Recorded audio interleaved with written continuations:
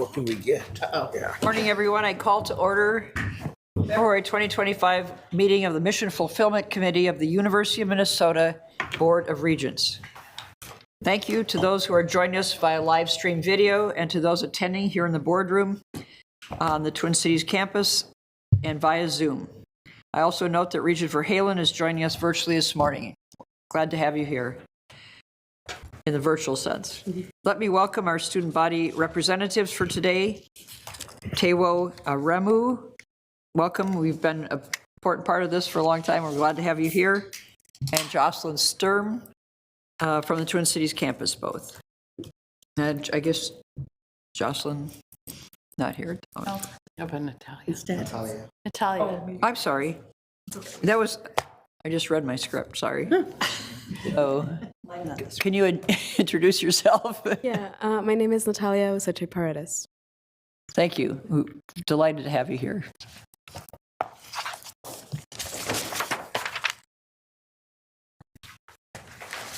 First item of business this morning is to act on the proposed amendments to the Board of Regents policy conflict resolution process for student academic complaints.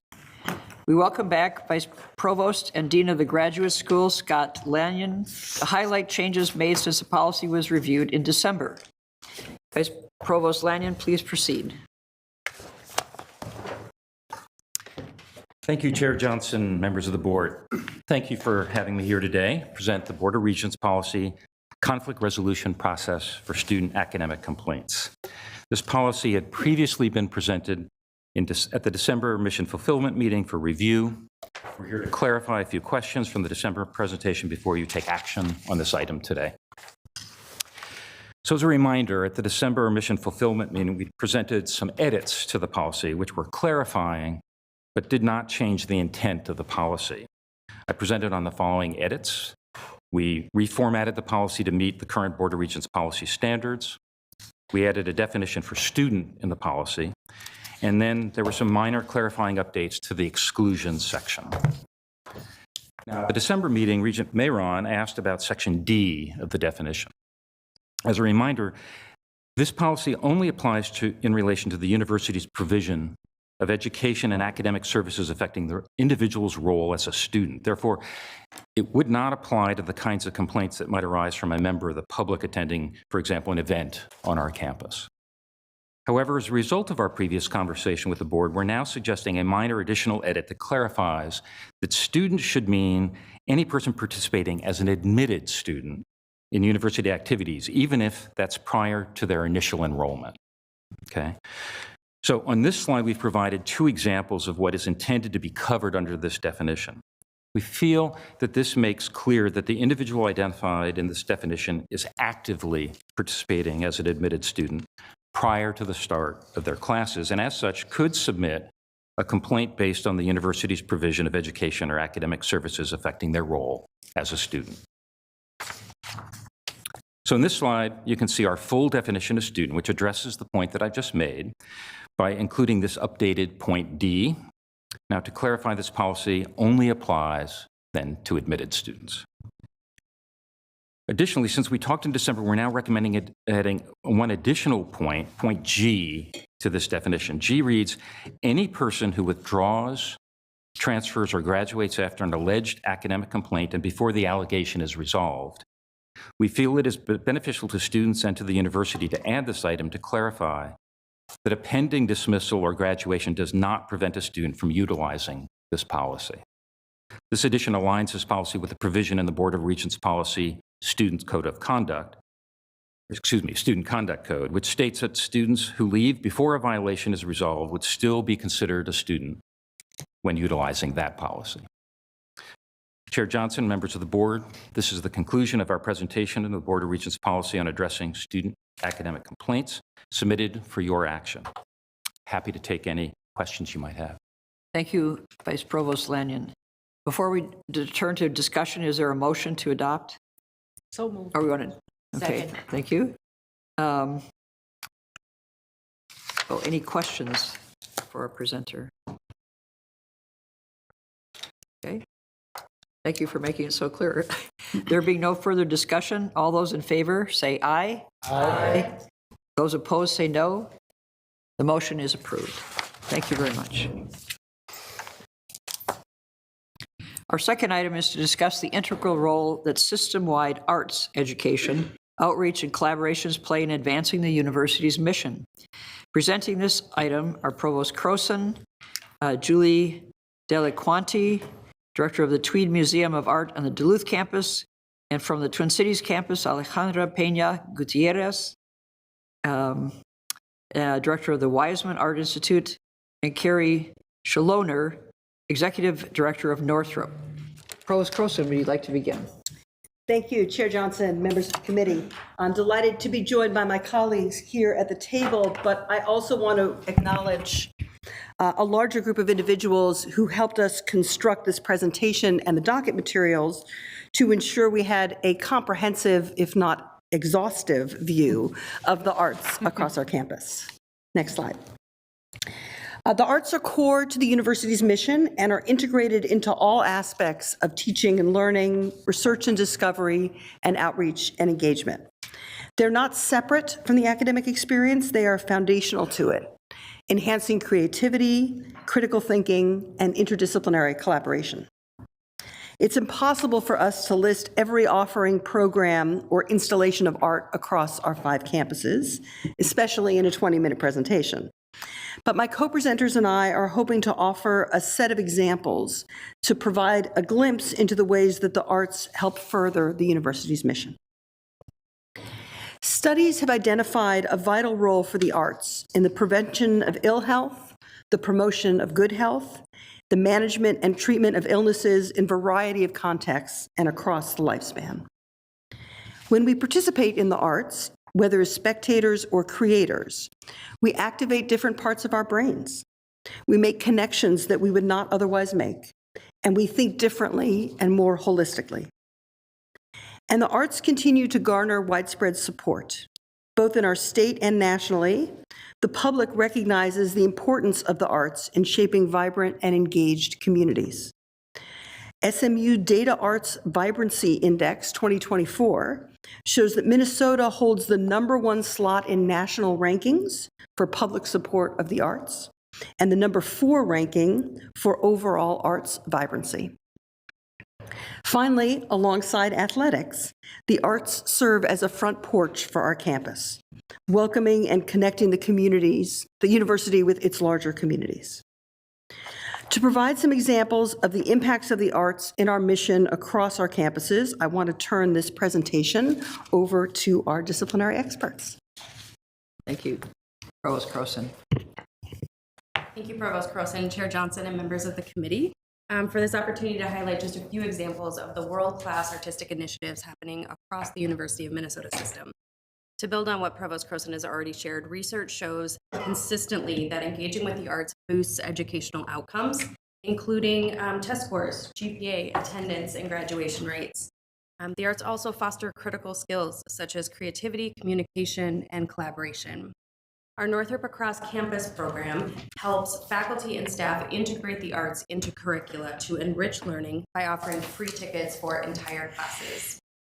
For each Northrop season event, we provide thematic connections across disciplines and discussion prompts to inspire dialogue. A great example was Ballet Hispanico's residency, where 15 sections of Spanish 1004 students attended Doña Perón. This performance, which tells the story of Evita Perón, sparked discussions among students on migration, cultural preservation, power, and representation. Since its inception, the program has provided nearly 7,000 students with access to performances, supporting both student learning and faculty teaching. The Weizmann Art Museum's Public Engagement and Learning team are partnering with the medical school faculty to marry visual thinking strategies familiar to museum educators with clinical communication and patient care, supporting future medical practitioners to have more meaningful dialogue with their patients through art. A visual art and medicine elective interdisciplinary course will be taught by Weizmann staff in collaboration with faculty from the Center for Art and Medicine. The class will equip medical students with observational, interpretative, and creative problem-solving skills through art making and guided gallery discussions. Medical students will participate in facilitated visual thinking sessions to strengthen their capacity to analyze and communicate complex visual information. Finally, as the board is aware, part of the Morris campus mission since the early 2000s has included a commitment to sustainability. Since 2009, Morris students in studio art have participated in a project called Fashion Trashion, where style meets sustainability. In this course, students design and model wearable garments from recycled materials other than fabric that are worn for a runway show on campus.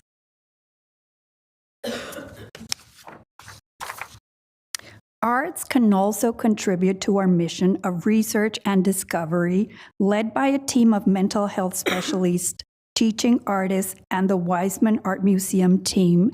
The Imagination Studio is an immersive research study investigating how engaging with creative art activities may alleviate symptoms of anxiety and depression in both youth and college students. The study involves clinical assessments before and after arts engagement activities at the Masonic Institute of the Developing Brain and the Weissman Art Museum. Research results so far provide evidence that depression symptoms diminished and well-being increased after participation in the six-week intervention. There was also a significant decrease in anxiety symptoms and negative effect.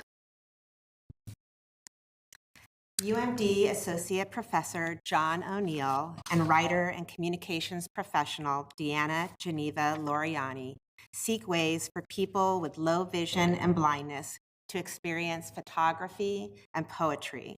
Last fall, students in an upper-level undergraduate course created a multisensory pop-up exhibition designed to be accessible for individuals with low vision and blindness. The experience deepened a multi-year partnership with Lighthouse Center for Vital Living in Duluth and drew from Professor O'Neill's research and creative activity. Through this research, O'Neill and Loriani created a tactile book where text and image may be experienced by those with low vision and blindness. Also at UMD, the motion and media across disciplines, what we call the MAD Lab and Viz Labs, support multidisciplinary research by providing access to advanced technologies for interactive installations and scientific visualization. The labs have supported innovative projects such as Hartley, a meditative video and sound piece, Digital Cove, a video game series blending art and science, and Manuman, an interactive Ojibwe language exhibit at the Duluth Children's Museum. Research and creative activities include experimental installations like cloud piano, which translates cloud movements into piano music, and motion capture workshops that integrate virtual reality into dance education. Minnesota law has required the inclusion of the arts in K-12 education for over 20 years, recognizing its role in a well-rounded curriculum. Research shows that arts engagement during the K-12 years leads to improved academic performance, fewer disciplinary issues, the higher likelihood of attending college, and greater civic engagement as adults. Northrop plays a key role by hosting music and dance performances specifically for this population, bringing thousands of students to campus each year. Post-pandemic, we've expanded our reach through live streams and on-demand access, removing geographic barriers and reaching students statewide. We keep tickets affordable or free, and we provide substantial busing subsidies to ensure that cost is not an obstacle.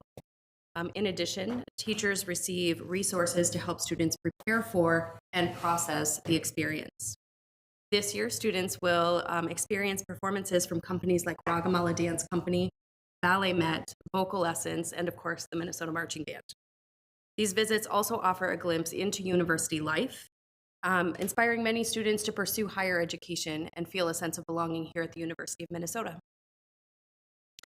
The exhibition Dreaming Our Futures marked the opening of the George Morrison Center for Indigenous Arts at the University of Minnesota and featured works by 29 local and regional Indigenous artists. In a true demonstration of systemness, the exhibition premiered at the Catherine E. Nash Gallery, traveled to the Rochester Arts Center, and closed at the Tweed Museum of Art. The exhibition was curated by Brenda Child, Northrop Professor of American Studies at the University of Minnesota, and Howard Oransky, Director of the Catherine E. Nash Gallery, with Christopher Pexa, Associate Professor of English from Harvard University, and included community-engaged programming. There were opening receptions and exhibition catalog book launch at Milkweed Books, and in panel discussion seminars, reading, and artist demonstrations featuring Dr. Kate Bean, the Executive Director of the Minnesota Museum of American Art, Dr. Patricia Marroquin Norby, Associate Curator of Native American Art at the Metropolitan Museum of Art in New York, and many individual artists and writers. Counter Spaces is a participatory community display at the Rochester Art Center, created in partnership with the University of Minnesota Rochester to provide a healing space for those affected by racialized violence. Curated by Zoe Chanel, the exhibition showcases artwork by students who attended guided workshops designed to foster empowerment and collective reflection. Visitors are also invited to contribute to the project by adding their thoughts to a poetry wall and an origami wall, engaging in a shared dialogue on belonging, resilience, and structural change. Counterspaces 2.0 was also extended to the Robert J. Jones Urban Research and Outreach Engagement Center in Minneapolis. The arts also provide a venue for collaboration with community and other organizations. For example, the University Teaching and Outreach Center on the Crookston campus is home to the Charles H. Casey Equine Arena, a space that regularly serves as a host venue for regional riding and horse shows. The center hosts a collection of hand-painted tiles around the entrance to the arena. The tiles depict the land, the people, and the way of life that defines the area. The tiles also convey the importance of partnerships between the university, farmers, and the community at large through outreach and extension programs. At Northrop earlier this year, we had the honor of commissioning Children of Dharma by Ragamala Dance Company.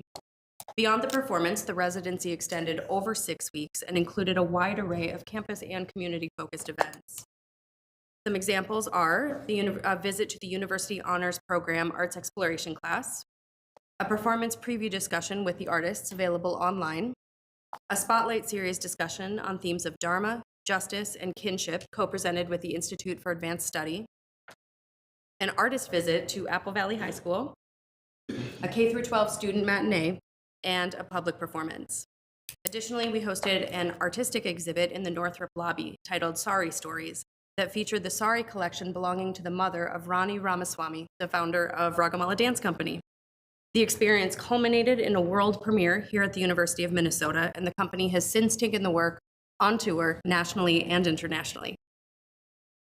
And finally, utilizing the aforementioned VizLab at UMD, Assistant Professor David Bowen's artwork, Telepresent Wind, Mars Edition 2024, featured a gallery of 126 kinetic sculptures.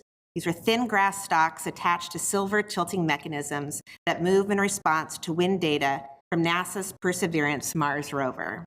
Created in collaboration with Rishi Varma, a data specialist at the JPL, the Jet Propulsion Lab, this work invites guests to visualize data in a way that brings numbers to life and connects our world to the cosmos. The work was included in an exhibition featuring 10 multidisciplinary artists as part of Pacific Standard Time, a 5-month art event supported by the Getty Foundation that takes place in art and educational institutions throughout Southern California. In December, a remarkable collaboration created a viral moment when Academy Award-nominated actor Timothée Chalamet visited the Twin Cities campus to promote his biopic, A Complete Unknown, about U of M alum Bob Dylan. The idea began when School of Music director Patrick Warfield was contacted by the film's production company. when scheduling conflicts prohibited Chalamet from visiting a music course, Director Warfield reached out to Dr. Betsy McCann and a few others on campus to plan a surprise visit during a marching band rehearsal. On December 5th, Chalamet teased his visit on Instagram, creating excitement across campus. The marching band was rehearsing Dylan's Like a Rolling Stone, and they were stunned when Chalamet joined in the performance, energizing the room. This was captured on the band's social media pages, and we'd like to share just a snippet of that now.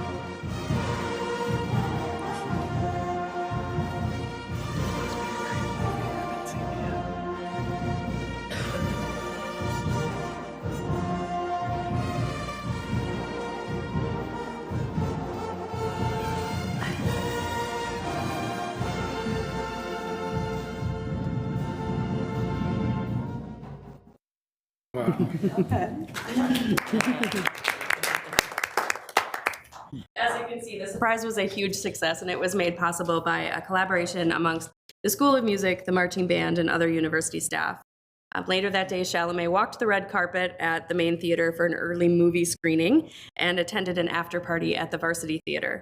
The event not only created a memorable experience, but it also showcased how artistic collaboration can raise the university's profile. Thank you, speakers, for those outstanding examples, which represent only a small fraction of our arts activity.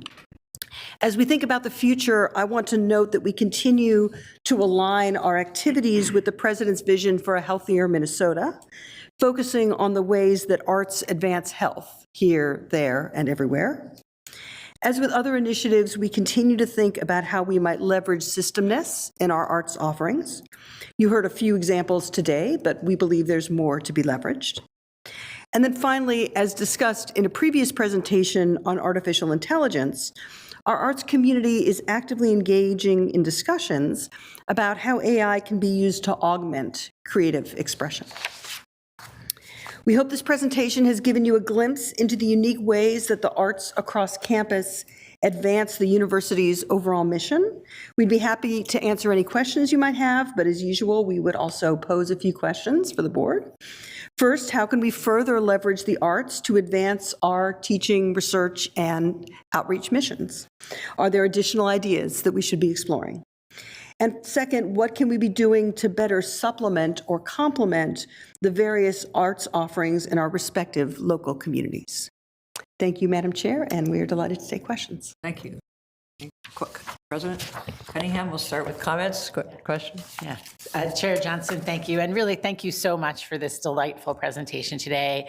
You know, it just really highlights for me what the great examples are of how a comprehensive university, with all the offerings we have, the importance of the arts and the humanities to really offering the full breadth of experience to our students, and only a university that has all the comprehensive offerings, including important humanities and arts, can do to really help our students flourish and to be able to think more deeply and more creatively to be able to solve all the challenges that they'll face. So thank you so much for the great examples today.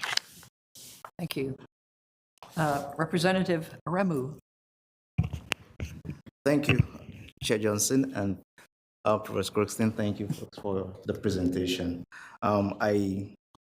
Most of what you said made a lot of sense to me. I enjoyed it because I do understand how art can improve mental health.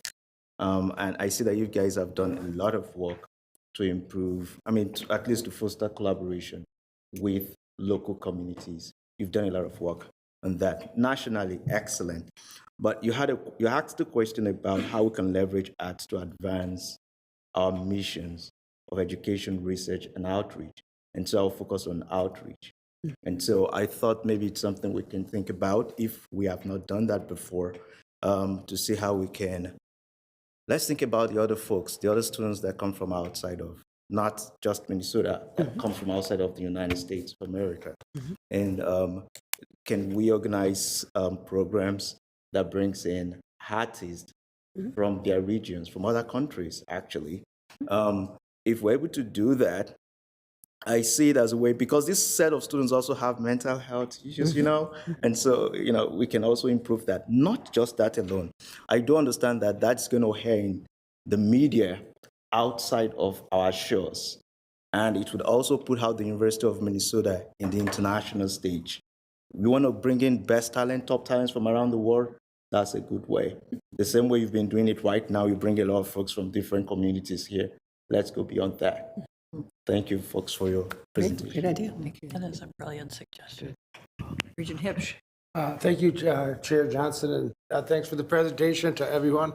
So my question has to do with more about getting art into communities.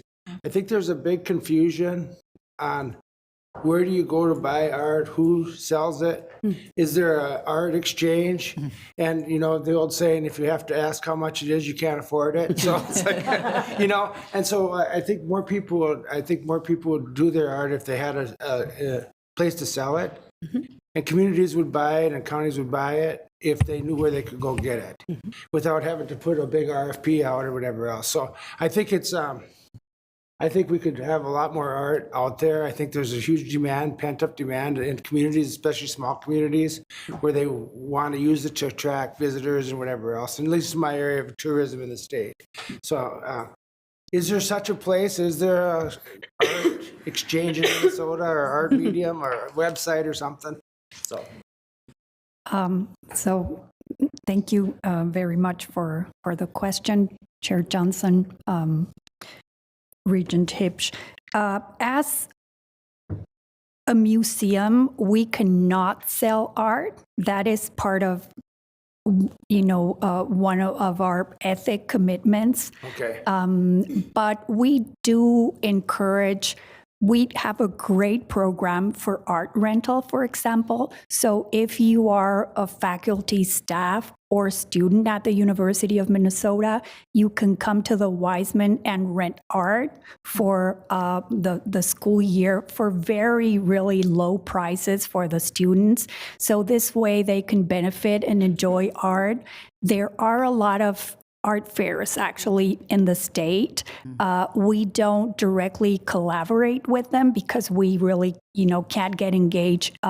We can't even appraise our own art. It's kind of the ethics of what museums need to do. But we are aware and we support all of the other art activities. We know that artists need to sell in order to survive. And then we do have this accessibility program for staff, students. A lot of our colleges also rent art from the collection of the Wiseman.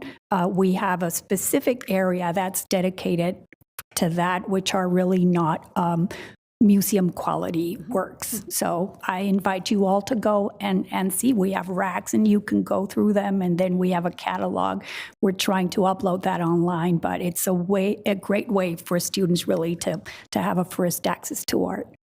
And if I may add on to that, is just to say that as museum professionals, we're also exhibiting artwork from Minnesota artists who have received fellowships and grants and residencies. And this is another way that we are sharing that information and that possibility with artists and visitors who come to the museum, because many artists don't know about all of the opportunities that are available in the state of Minnesota, which Minnesota does a great job of supporting its artists. And sometimes just not knowing about those things is a barrier. So as museums, by exhibiting the work of these artists, it's another way to bring greater visibility to that. I think I was just inspired with thought that with the rental, but I think we should plan that when we finish renovating East Cliff, we should rent some great art. And I think the president might be willing to host a party, would you? A garden party? I like parties. There we go. That would be great. Okay.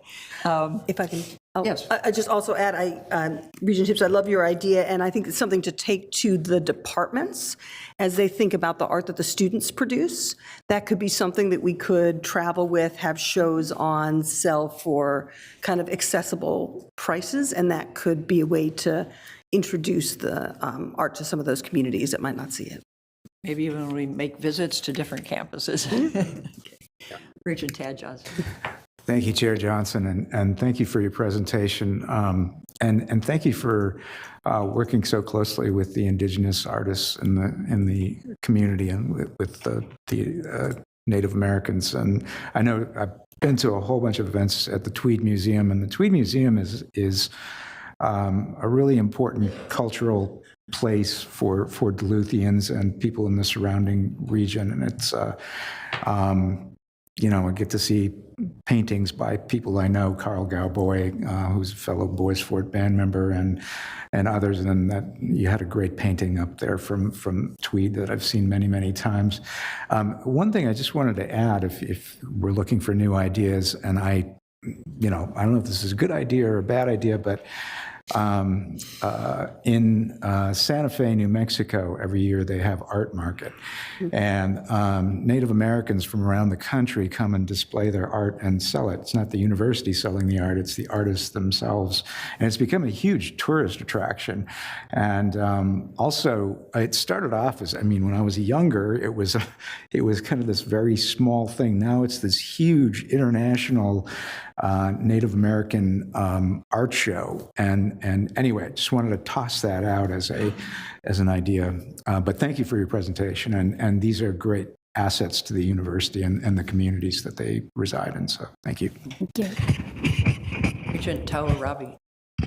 Thank you, Chair Johnson, and thank you for the presentation. I have, like everybody here, really believe that art enriches all of our lives. And, I think we even have good data on how arts really is an economic engine itself in terms of building communities and neighborhoods and things like that.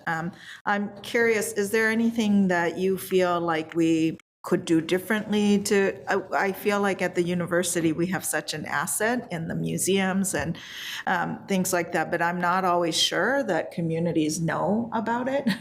And so to the extent that maybe you can talk a little bit about how we partner with those who are in community, and also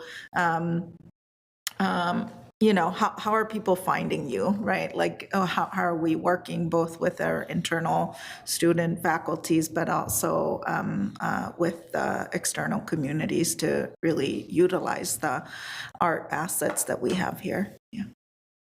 Thank you, Chair Johnson and Regent Tawarabi. I came to the University of Minnesota from University of California, Irvine, and before that I was at Stanford, and before that I was at Emory, and I have seen this play itself out over many campuses, and I think one of our challenges is about whether or not the community feels like they belong.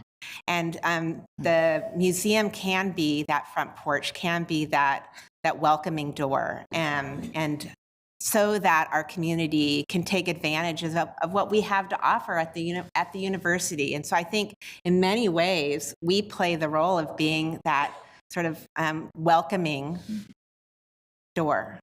And I celebrate that permeability between the community and the university. I think we can always do a better job because people do question, am I allowed to be on campus? I'm not a student, I'm not a parent, I'm not alumni, I don't work there. Am I allowed to walk through the door? Am I allowed to walk into the hallways? Am I allowed to walk into the museum? And so I think we're working on that at the Tweed and thinking about how we can be more open, more welcoming, and to really enlarge sort of who our visitors are and to bring them into the university experience.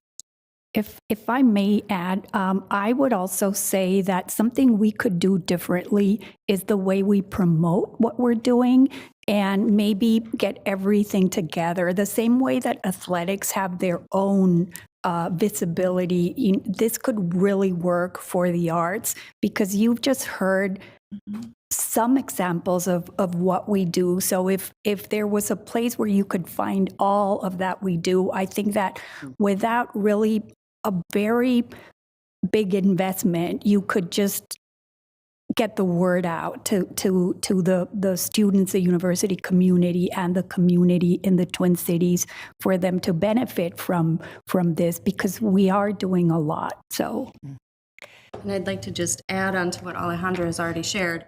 I think that all of us are very good at telling our own individual stories. We are very adept at engaging with our campus and with our community. But as we think about the next system-wide strategic plan, as we think about the next comprehensive fundraising strategy and campaign, it would benefit us to have a system-wide strategy around the arts that really leverage this and tell the depth and the breadth of the story. Great. Thank you. Yeah, thank you. I just want to briefly share an anecdote about this, and this is about performative art, but it was a program. I grew up in the Minneapolis area. My husband was in the same class here, and we were one in the suburbs, one in the city, and during that time, the Guthrie Theater developed an incredible plan, and they actually brought in full classes, junior classes of all these, and we had like 900 some kids in our class. Anyway, they had a program, somebody was paying for this, and they brought us in one afternoon from school in buses. We went to the Guthrie Theater. They did an incredibly powerful performance of a show, and then afterwards, all the Guthrie actors came out. They took questions from the audience. You know, it was amazing. I mean, it's been a while since I was a junior in high school. I still remember. I mean, just, you know, what all of that, and I think that's a scale that's, you know, is the scale of Guthrie. But I'm wondering if there's some partnerships, if there's funding to get, you know, art classes or some groups from our high schools in the Twin Cities area, have them come in with their teacher or whatever and tour. And I mean, it would be great for the university. It's a great promotional thing, helps younger people in our communities be thinking about how the university might be a place for them. But I think such programs are very impactful. Yeah. Regent Turner. Thank you. Thank you, Chair Johnson. Wonderful presentation. I totally support the arts, always have. When my kids were in elementary, I was the coordinator of what was called the art adventure through the Walker Arts. And so every week I would go get 2 pieces of art, or, you know, and then proceed to, and I ended up doing most of it, you know, bringing it to K through 8 and discussing it. And so that was a really valuable program. I don't know if they still do it, but I know of a few students that actually went into art history as far as a major and things like that, just from having, being able to discuss those pieces of art. And it was so great because it hit every culture. I mean, sometimes I'd be bringing pictures of drums or you know, all different time periods, et cetera. So do you guys have something similar? And this you'd be working with the school districts, et cetera. Do you guys have anything like that?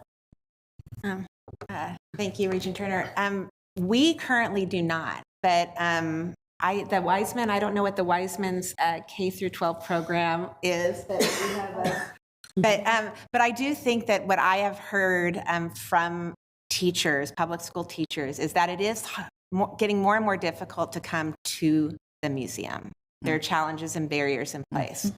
Costs associated with that, bus, time. So bringing the museum to the classroom, I think, is an excellent alternative, and something that you know, we continue to think about. How can we do that in a way that makes sense? We want the students to be at the museum. There's nothing better than seeing the work in person, live in front of you, and being able to feel like you belong in a place like the museum.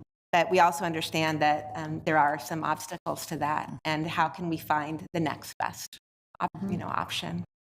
So I don't do this alone, and I always like to give credit to the people that help me. And I have Katie Covey here, who is the director of our Pell department, and maybe you can add to what we do with younger generations. Yeah, one material that we have is called our Artful Writing Kit. So it draws on pictures from our permanent collection, and it has approaches for K through 12 for different grades. So we actually hold a symposium for teachers from the 8 county districts who come in and learn how to use the museum's collection in their classroom. Excuse me, could you come to the table here so we can hear you better? Appreciate this. It's important. We want to hear it. Yep.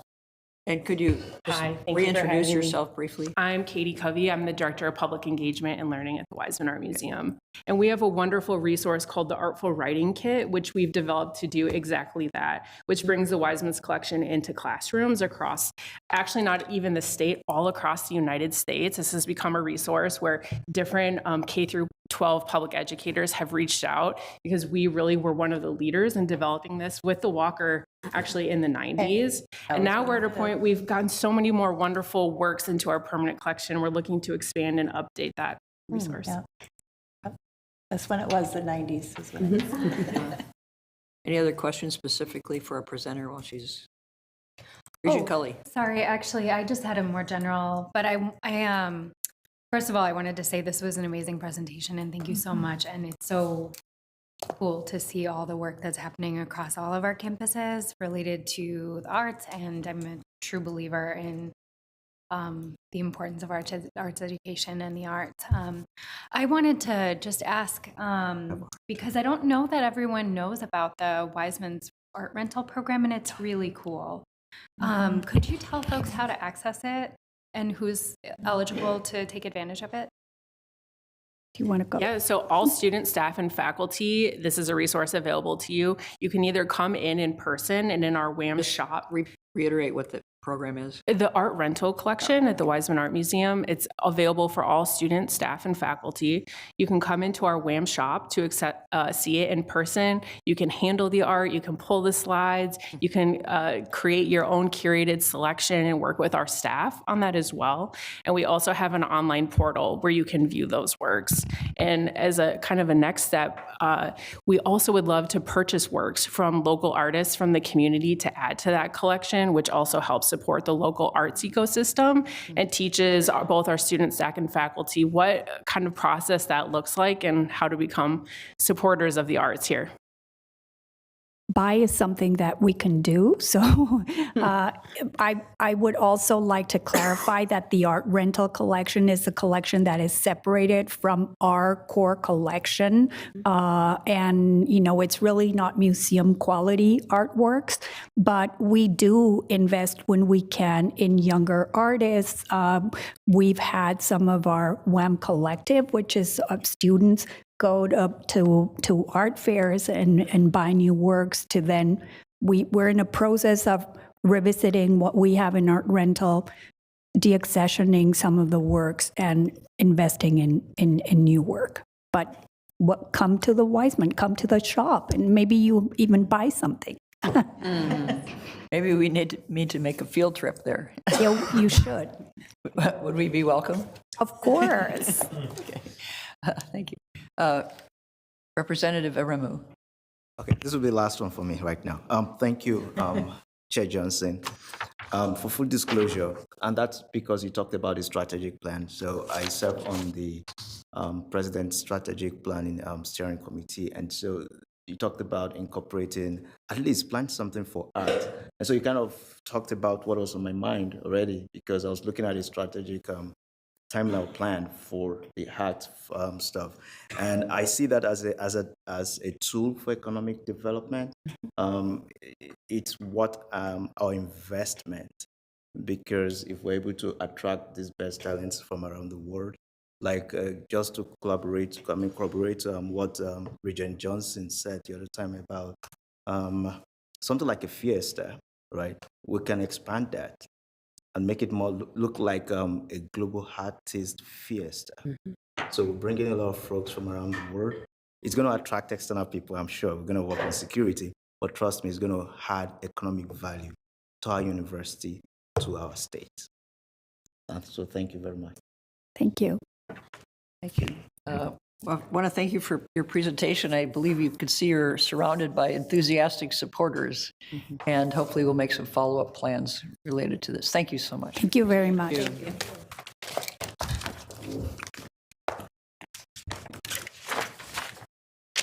Hold on. Okay, next, we will continue our discussion from September on institutional rankings. This time focusing on program, discipline, and research rankings. Guiding our discussion is Provost Croson and Vice President for Research and Innovation, Shashank Priya. Provost Croson, please. Thank you, Chair Johnson and members of the committee. We can go to the next slide. As a reminder, in September and December, you learned about university-wide rankings in education and research. Today's presentation focuses on discipline-specific rankings, both in the educational domain and in the research domain. Next slide. We offer many different degrees, departments, and programs. Not all of them are ranked, and those that are ranked are sometimes covered by multiple rankings agencies. As we discussed briefly in September, rankings vary. Some are focused more on objective data. For example, the NSF HERD rankings counts the federal funding received by various departments. Others are purely reputational. For example, each year, U.S. News and World Reports surveys deans and department chairs who rate each other's programs on a 1 to 5 scale to determine their rankings. And some are hybrid. The rankings we previously discussed, U.S. News undergraduate institutions, include survey data for 20% of its calculation, but fundamentals for the remainder. Some rankings are pay to play. We get solicitations offering that we can send a payment and in exchange be ranked in particular organizations. We do not participate in rankings like that. Finally, note that rankings criteria change over time, as U.S. News undergrad rankings did this last year. So while we'll be showing you comparisons over the last 8 to 10 years, these are not quite apples to apples comparisons, as the criteria being used have evolved. Different rankings are differentially influential. So the ones we focus on are ones that potential students, prospective faculty, academic partners, and employers care about. But some rankings are more relevant for some populations. And rankings fall in and out of favor. You might remember the news stories from a few years back when many universities pulled out of the overall U.S. News and World Reports rankings. The same is true for disciplinary rankings. For example, veterinary medicine deans have become frustrated with U.S. News and World Report rankings, which are 100% reputational, so have pledged not to complete the surveys. And instead, they're relying on the Shanghai rankings, which report a constellation of fundamental measures. Finally, different institutions pursue different strategies around rankings. Some ignore them altogether. Harvard is famous for this. At Michigan State University, where I was previously, the strategy was to have a few programs that were ranked number 1 and other programs be in the top 50. When I arrived here at Minnesota, the philosophy was more egalitarian. We want all of our programs to be ranked in the top 25, for example. Each strategy has its strengths and weaknesses. Under the Michigan State strategy, you invest in disciplines that are already strong in order to get them to that number 1 spot, as opposed to investing to shore up weaknesses. On the other hand, it is exponentially more and more expensive to reach number 1. Think of all the universities you have to beat out in order to reach number 1, and that might not be a good use of resources. So we'll return to this question of strategy at the end of the presentation as we collect your insight, but then kind of go back and think amongst our teams about what our strategic view on ranking should be.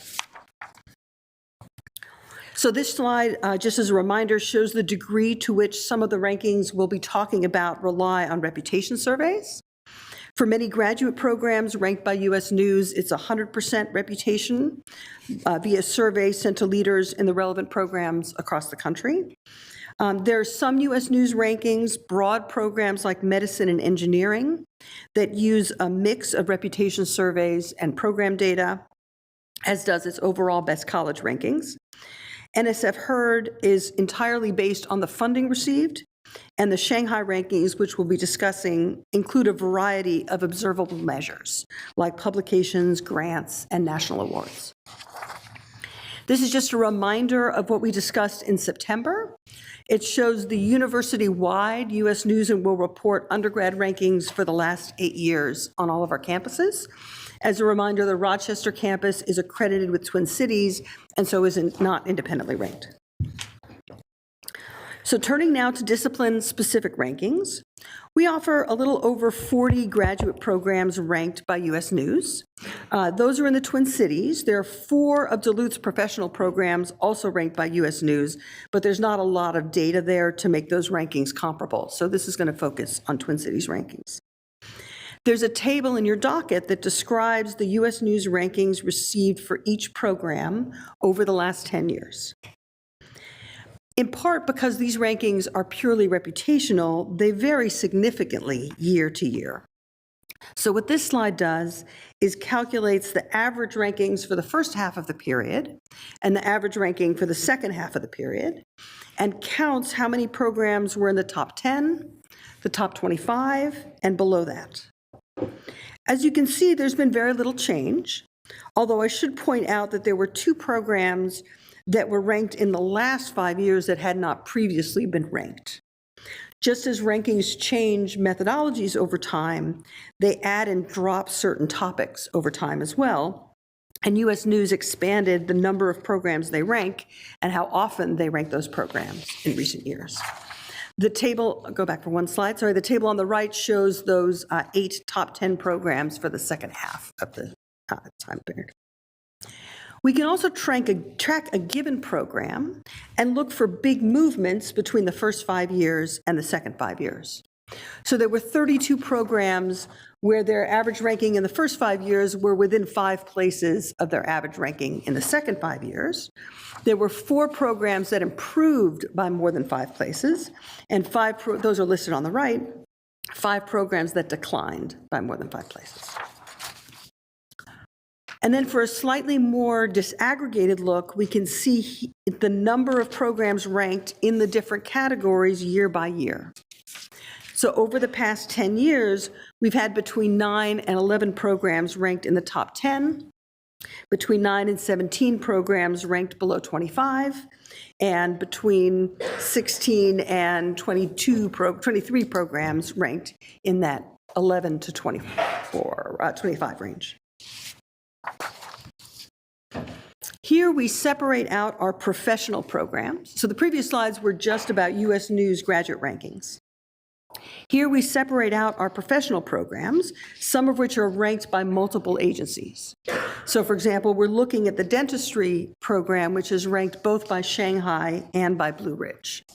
We include the law program, which is ranked by U.S. News. So these are a little more hodgepodge in terms of the sources of the ranking. But you can see in the slide, we have 4 programs ranked in the top 10 and 2 programs below ranked 25. Again, as we look at changes over time, we had 3 of our professional programs improve by 5 or more places. Those Doctor of Nursing Practice, School of Medicine overall, School of Nursing overall, and none of the programs in this analysis declined by more than 5 places.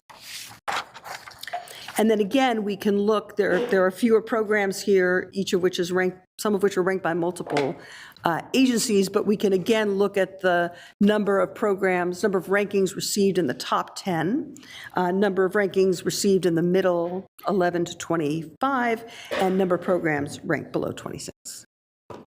So with that, I will turn the presentation over to Vice President Priya, who will discuss research-based rankings, which his office manages and monitors. Thank you, Provost Croson, Chair Johnson, members of the committee, and President Cunningham. As you will recall from my December presentation on the NSF Herd rankings, that we rank very well nationally in terms of our research expenditures.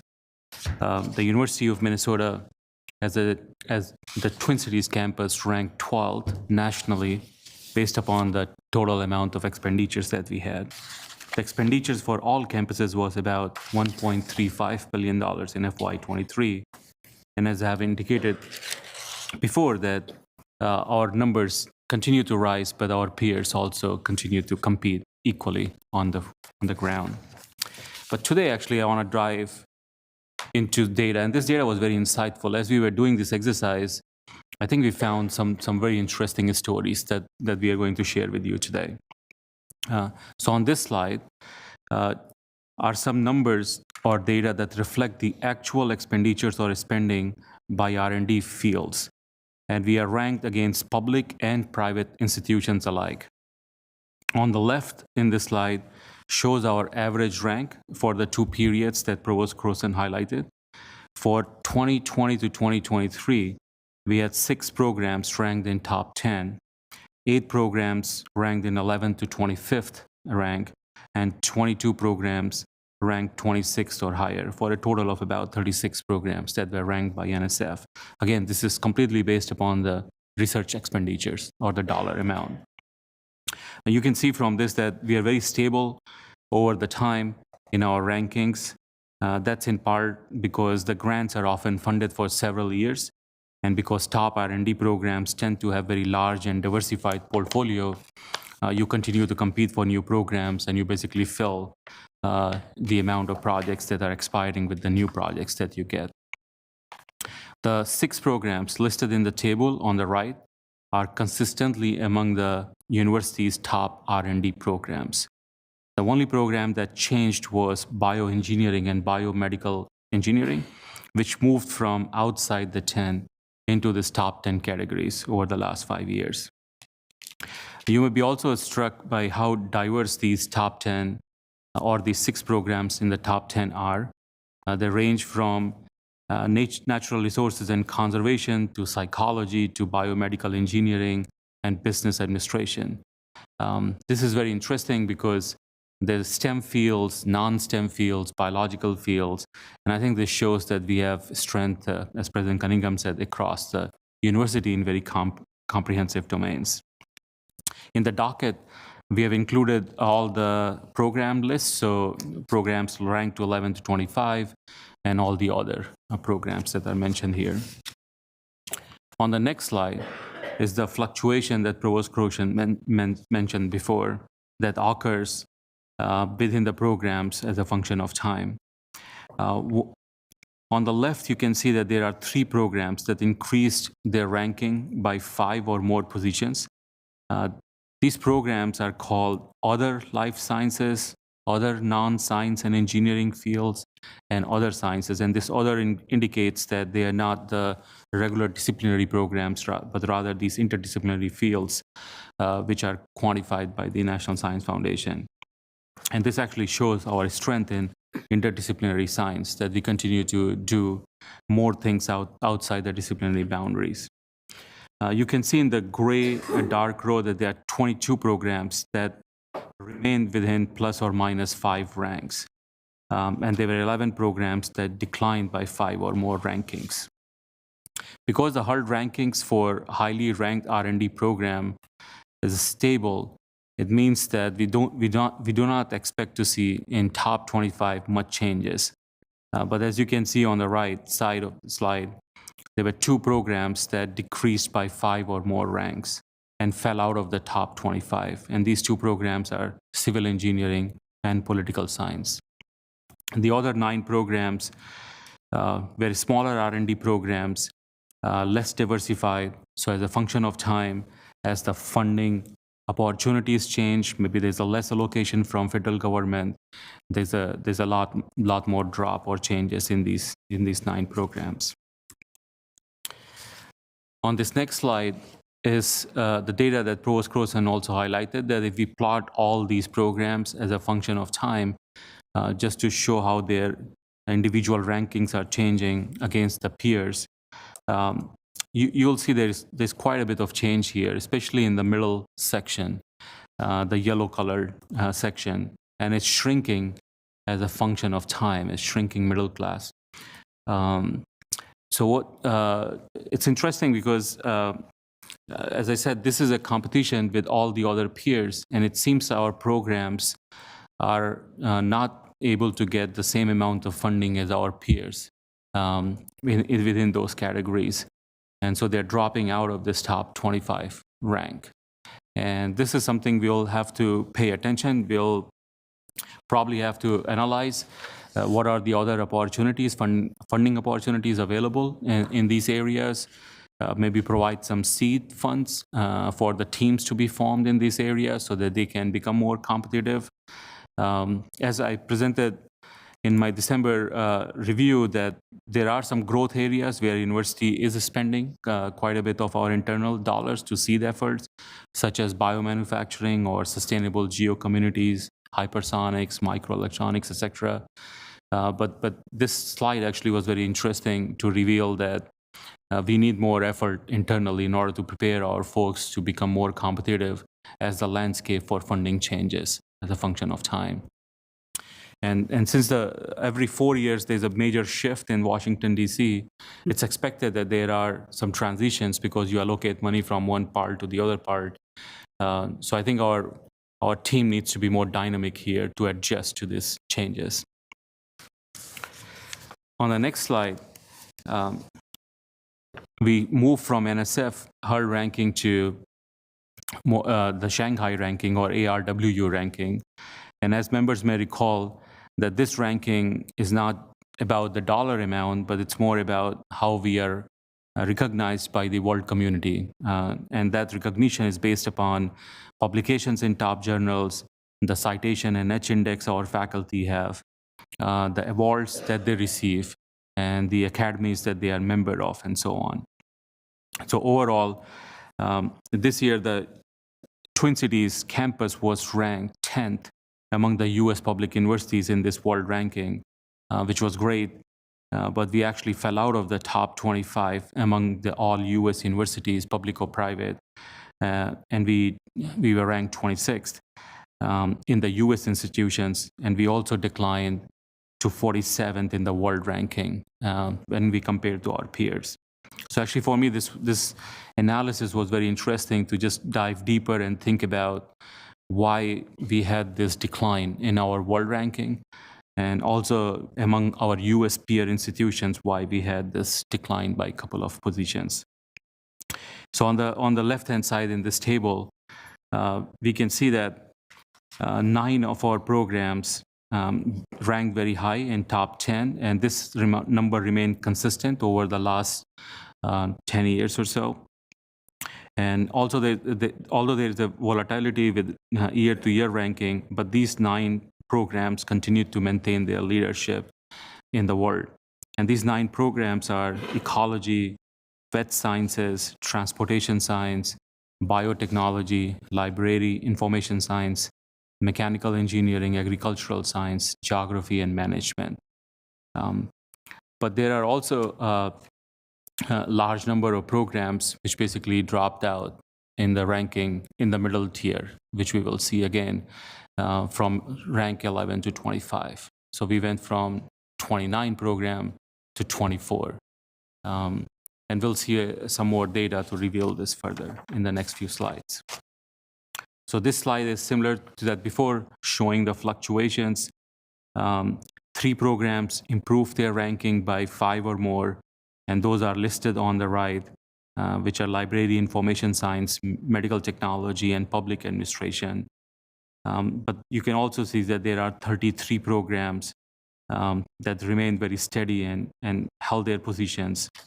But then there are 13 programs that declined by 5 or more positions. So I'll not read these 13 programs. They are available in the docket material. But these are the programs, for example, we may dive deeper and analyze what is causing this decline. And maybe there are factors related to, for example, publications or the awards that the faculty are receiving. So we could probably work on nominating the faculty for more awards or provide more opportunities for folks to publish by providing some assistance. So these are the things that we will have to go and further analyze. On the next slide is that bar chart representation of the same data. And again, you see in the middle, as a function of time from 2017 to 24, there's quite a bit of change. We went from 28 programs in the middle to almost 17 programs. And this is more non-financial data, so I think it's important for us to really look deeper into this, because it's not about money or competition, it's more about the quality of the work. And as Provost Croson pointed out, that this could be related to the strategy that we analyze. That do we try to spend our resources across all these programs, or do we try to concentrate our portfolio and analyze that there are few that we can move into the top rank by putting some work behind them. So we'll move to the next slide. And I'll move it to Provost Croson. Thank you. Thank you, Vice President Priya. So this presentation focuses on rankings, but of course we have many other measures of quality that we develop and rely on. We hold over 130 specialized accreditations. For example, the American Psychological Association accredits our counseling and clinical psychology graduate program. Undergrad, master's, and PhD programs at Carlson and the Labovitz School are accredited by the AACSB, and our engineering programs at Twin Cities and Duluth are accredited by ABET. There's a full list available of all 130 if you want to see. Last February, we described our university-wide HLC reaccreditation process. These specialized accreditation visits are equally rigorous. The dean or I or both typically meet with each of the accreditation teams at the end of their visits to discuss their findings and identify opportunities for improvement within the discipline. Perhaps unsurprisingly, these opportunities often require additional investments, and the deans need to decide which investments are aligned with university and collegiate priorities. For disciplines that are not independently credited, the Provost's office runs a process of external review that begins with a department self-study, followed by a site visit from a review team with representatives from peer institutions to evaluate strengths and weaknesses in the areas of teaching and learning, student support, research, faculty and staff, and other areas that the department identifies as important for them. Exit sessions with these peer teams, along with a final report, are provided to the dean and to me in order to guide planning and ensure continuous improvement. These external reviews take place on an 8 to 10-year cycle. Over the last 10 years, 60 reviews have taken place at the university, at the Twin Cities campus, with the College of Liberal Arts completing reviews in 33 of their academic departments. So in summary, this is the second of a two-part series on rankings. The first focused on university-wide rankings. This one focused on discipline-specific rankings. Vice President Priya and I are happy to hear your feedback and thoughts, but as usual, wanted to seed a few questions. First, how much attention should we be paying to rankings at all? Right? Is this an important attribute? Why, and maybe which ones? And second, as I described the alternative strategies of Michigan State and Minnesota, do you have any thoughts that can guide us as we think about what our strategy should be in terms of managing disciplinary rankings? And that concludes our remarks. Thank you. Thank you, VP Priya and Provost Croson, for that presentation. Colleagues, questions for presenters? Regent Hipsch. Thank you, Chair Johnson, and thanks for the presentation. It's very intriguing.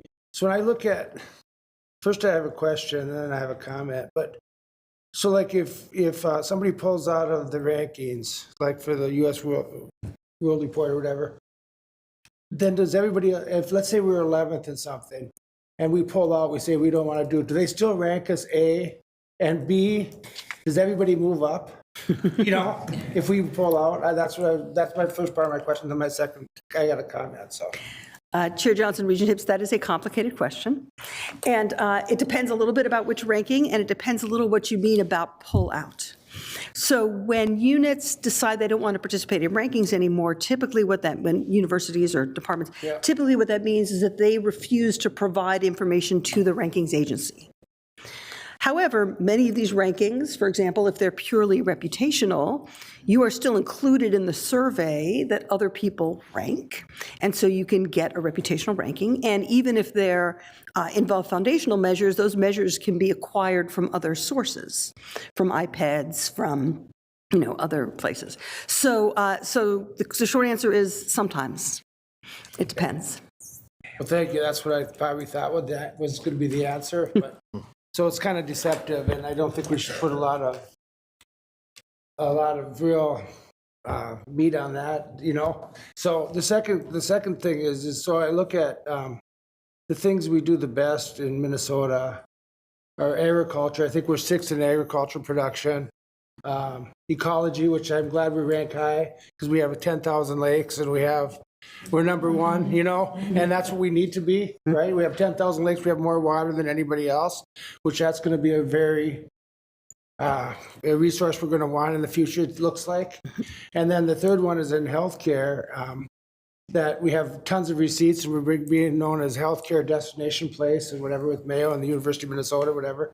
And so I'd like to see those rankings be higher. I'd like to see, like on agriculture, to be 6th or higher if we have 6th or higher in production receipts. I think that's where we should spend our money is in what our gifts are, So not that everything else isn't important, okay, because it all is important, but where we have GDP and where it affects a lot of Minnesotans, I think that's where we should be spending our money. Okay, thanks. Thank you. I don't know if you want to comment on that or not, so. No, Regent Johnson, Chair Johnson and Regent Hipsch, thanks for the comment. So this is the strategy thing, that how do we allocate our limited resources in order to make us more competitive for different kinds of opportunities. Could be industrial, could be federal or state government. But in every competition, you need to prepare the team to be ready for that competition, and that's where the investments come in. And also anticipation of what that solicitation could look like. So work in the background, behind the scene, trying to prepare the call for these proposals to be tailored with respect to the environment that we operate in. And so that's the work we do in the office, like a lot of our networking in Washington, D.C. and other areas is just to prepare the environment such that they're discussing about the factors that are very aligned with the strengths that we have, and then preparing internally the team to respond to that opportunity when it comes out. But yeah, that needs to be focused. We can't do it across everything. Yes, thank you. Yeah. Thanks, President Cunningham. Yeah, thank you so much, Provost Croson and Vice President Priya for the conversation, and Chair Johnson.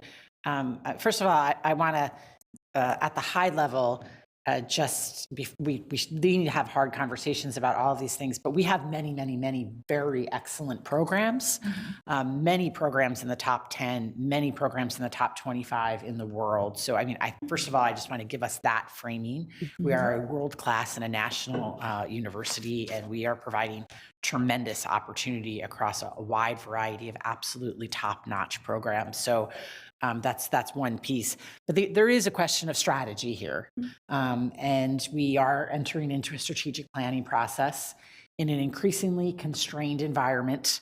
If there is not choosing areas to focus on more is a strategy also. It is a strategy of having everyone have not being interested in having as many top programs and just being okay with many more things being sort of in the middle, right? So that doesn't mean that there doesn't need to be a strategy still around making sure that we're a comprehensive research university that has the full breadth of work across the arts and humanities and social sciences and major scientists and health professions. But within each of those, there are also focuses and areas. And what's not said here is some programs are dropping down, possibly because of a strategy that the school or department has, that particular area is less needed now, or is because of market forces, a major or something that is less a focus as the world moves. We no longer have stenography, right? So somewhere along the way, but that moved down in a ranking, and we moved it off the plate. So there's some of that that's happening also. But I think, and I asked Provost Croson and Vice President Priya to really focus on this in a different way than we have before, because I do think, I as president and you as the board do need to understand at a whole, where is the competitiveness of our university? Where is the competitiveness of our programs? I think we have to look at that clear-eyed. We obviously can make a bunch of decisions around how we want to support the great university we have going forward. And we have an opportunity now in strategic planning to think about that. And we'll obviously need to do that with our deans and chairs and program leaders who are most intimately involved in those areas. But these are the opportunities before us. And I think there is both some very good news here, as well as in a resource-constrained way, some beginnings of lurks there that I think we need to pay attention to, and then figure out what our next step is with strategy. Having no strategy is a strategy, or we can have a strategy. Thank you very much. Regent Davenport. Thank you, Chair Johnson, and thank you, President Cunningham, because that was right where I was going, in the sense of these are difficult questions that you pose. And I think there may be an upheaval in the whole ranking system within the next few months anyway. And how we tie this to our strategic planning and maybe look at what is the goal of the competition. What is it that we're trying to achieve in the competitive market? What's that goal? And then we do attract the brightest. And I'd like to toss a question, if I may, if they would promise to be brief in response, to our student representatives and maybe my colleague Mike Kenyanya, about when you're looking at graduate programs, how important are rankings? Who wants to start? Okay, I'll start. Thank you. Super important. Very important, actually. I don't know for other students, but for folks from the African continent entirely, ranking is very important. Beside ranking, the question is, the other piece is acceptance. So sometimes, I remember when I was applying to Harvard, my colleague who had finished from there said, well, don't put all your eggs in Harvard. So look at safe schools. University of Minnesota at the time was one of the safe schools. It's not too expensive. So in case Harvard do not take you, no funding, then you can, instead of spending all those dollars, go to another school that is not as expensive and is not too highly ranked, but would accept you and will be accommodative of your person. So the ranking is important to some folks, but sometimes to a lot of other folks, it's not really important. They just want to get a degree and move on, actually. Thank you. Okay, yeah, I would also say it depends on the person. For me, rankings were important when applying to college, and now that I'm looking into graduate school, they're also important, especially if I don't know the place very well. Because by looking at our ranking, I could get more of an objective view of what the university is like, since it is like a different kind of like program doing the whole ranking instead of the university itself saying that they are good, because all universities are going to say they're pretty good. So I would say rankings are pretty good when you look at that scope of things. But if you want to look at more of like the experience of being there and the day-to-day things, I would say I would also look at the university itself, look at what students are saying is also very important. So I would say it's a balance. Thank you. Regent Kenyanya. Yeah, thank you very much, Madam Chair, Regent Davenport. And I was on the list. I'll actually get to your question, somewhere in my thoughts. So thank you, Regent Davenport. If in maybe not a perfect world, but in my world anyway, I mean, I would start where Regent Hipsch started, where, these wouldn't matter, right? And we wouldn't be very focused on these, and they're important. I'm glad we're having this conversation, but I don't think anyone stands at commencement looking around at everyone and their families, thinking about the rankings, the faculty or the students, right? But rankings are interesting and weird in that they're supposed to be a measure of success, and yet they can be an input right back into it. I mean, it's a little circular in that, you know, they're supposed to reflect if you're good. Then if they don't, they can cause, you know, students and whatnot to shy away from coming to, you know, to your institution. When I'm glad we're talking about them at a program level, you know, as a follow-up to the other conversation. I suspect that their impact varies greatly by discipline and by program, you know, and whatnot. In that, for students trying to go to X program, 10 versus 20 is huge. Where over here, that's not noticeable at all. You know, again, I don't know, but that's what I suspect. And Regent Davenport alluded to, you know, what are our experiences, and I think my colleagues know. I've been looking at some rankings and stuff like that, and yeah, I mean, I think it's a proxy, not just in higher education. I mean, if you're shopping online, you know, you put in what you're looking for, 5,000 results come up. What are you going to do? What are the reviews? Which one has 5 stars and whatnot? You know, I think we do it in, you know, all other aspects of our lives. So it totally makes sense. So I guess where I'm going with this is I think it'd be helpful to understand where they actually matter, which programs they matter and which ones they don't. Understand what are the drivers of which, I mean, understand. I think you all already do. But once we decipher what the drivers are, and then I imagine there's a cost to, okay, we want to move up to in this discipline because we've identified that this is one where prospective students really, really care, or research dollars really, really look at that. What are the drivers to that ranking? And you can almost, again, it's more of an art than a science, but you can almost arrive at a cost. You know, that, okay, to move up, our faculty to student ratio needs to go down from this to this. That's what's this going to cost. And then back to the strategic plan conversation, then that's where we look, you know, we look back to and start to see where those decisions are. But I mean, I think the important thing is just to understand where they really matter and where they don't. Again, not an ideal world, they wouldn't, but there's places where, you know, that difference of 3-4 numbers really is going to affect who applies and who decides to come.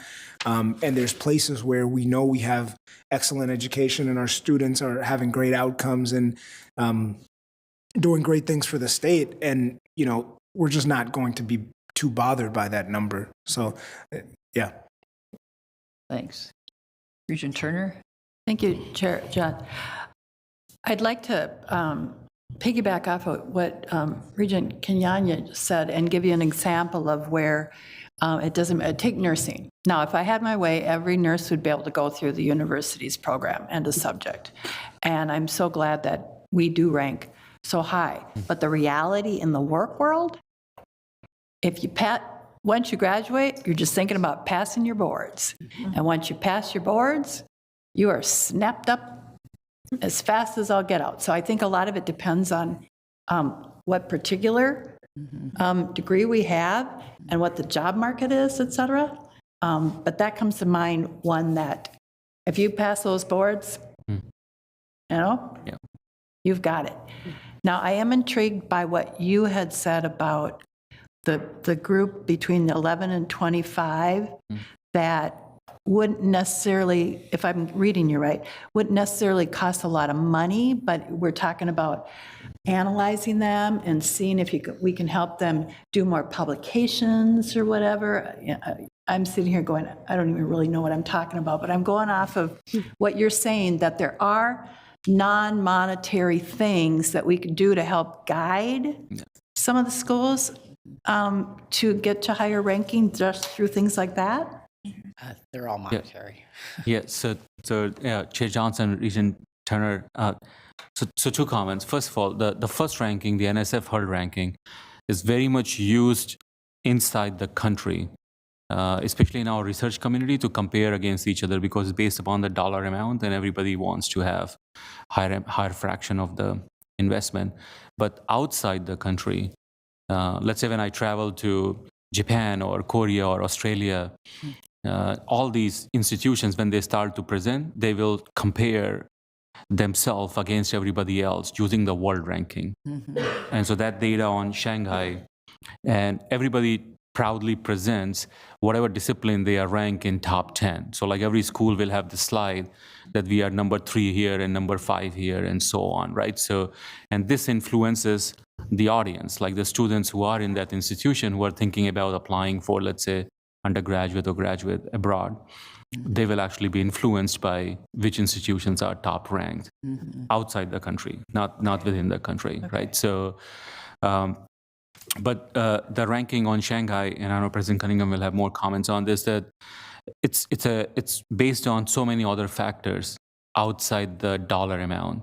Right. But in money is very important because you can't publish until you have a project that you work on. So somebody has to sponsor that project so that you can hire a grad student or postdoc to work on it. So we definitely need to provide opportunities for them to be competitive so that they can gain a sponsored project. But then probably we can provide other resources in order to assist a student or postdoc working on the project, for example, with writing skills or going to workshops and conferences, meeting their peers, having more collaborators, access to more tools and equipment through core facilities. So just provide more resources so that they can accelerate the process through which they can write their publications or do presentations at conferences, etc. President Cunningham. Yeah, thank you, Chair Johnson, and thank you for those great comments. To pick up on something that the students said, I mean, certainly there are many immeasurables that make many of the programs that we do and the culture that we're providing. And I listened to the Chancellor from Rochester this morning and the wraparound work that we do and the educational excellence that doesn't always come through in the rankings. So when I look at these as a senior leader, and is not simply on whether we ignore them or not, the world uses rankings, right? So we have to be aware of them regardless.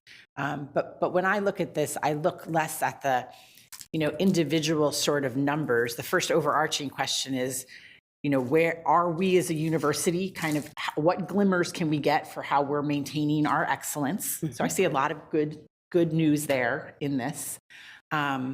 And then where I really look are kind of on the edges, right? So this does give us a glimmer, if I look at a lot of data points, and there are some areas where we really sing as having tremendous excellence in the country and the world.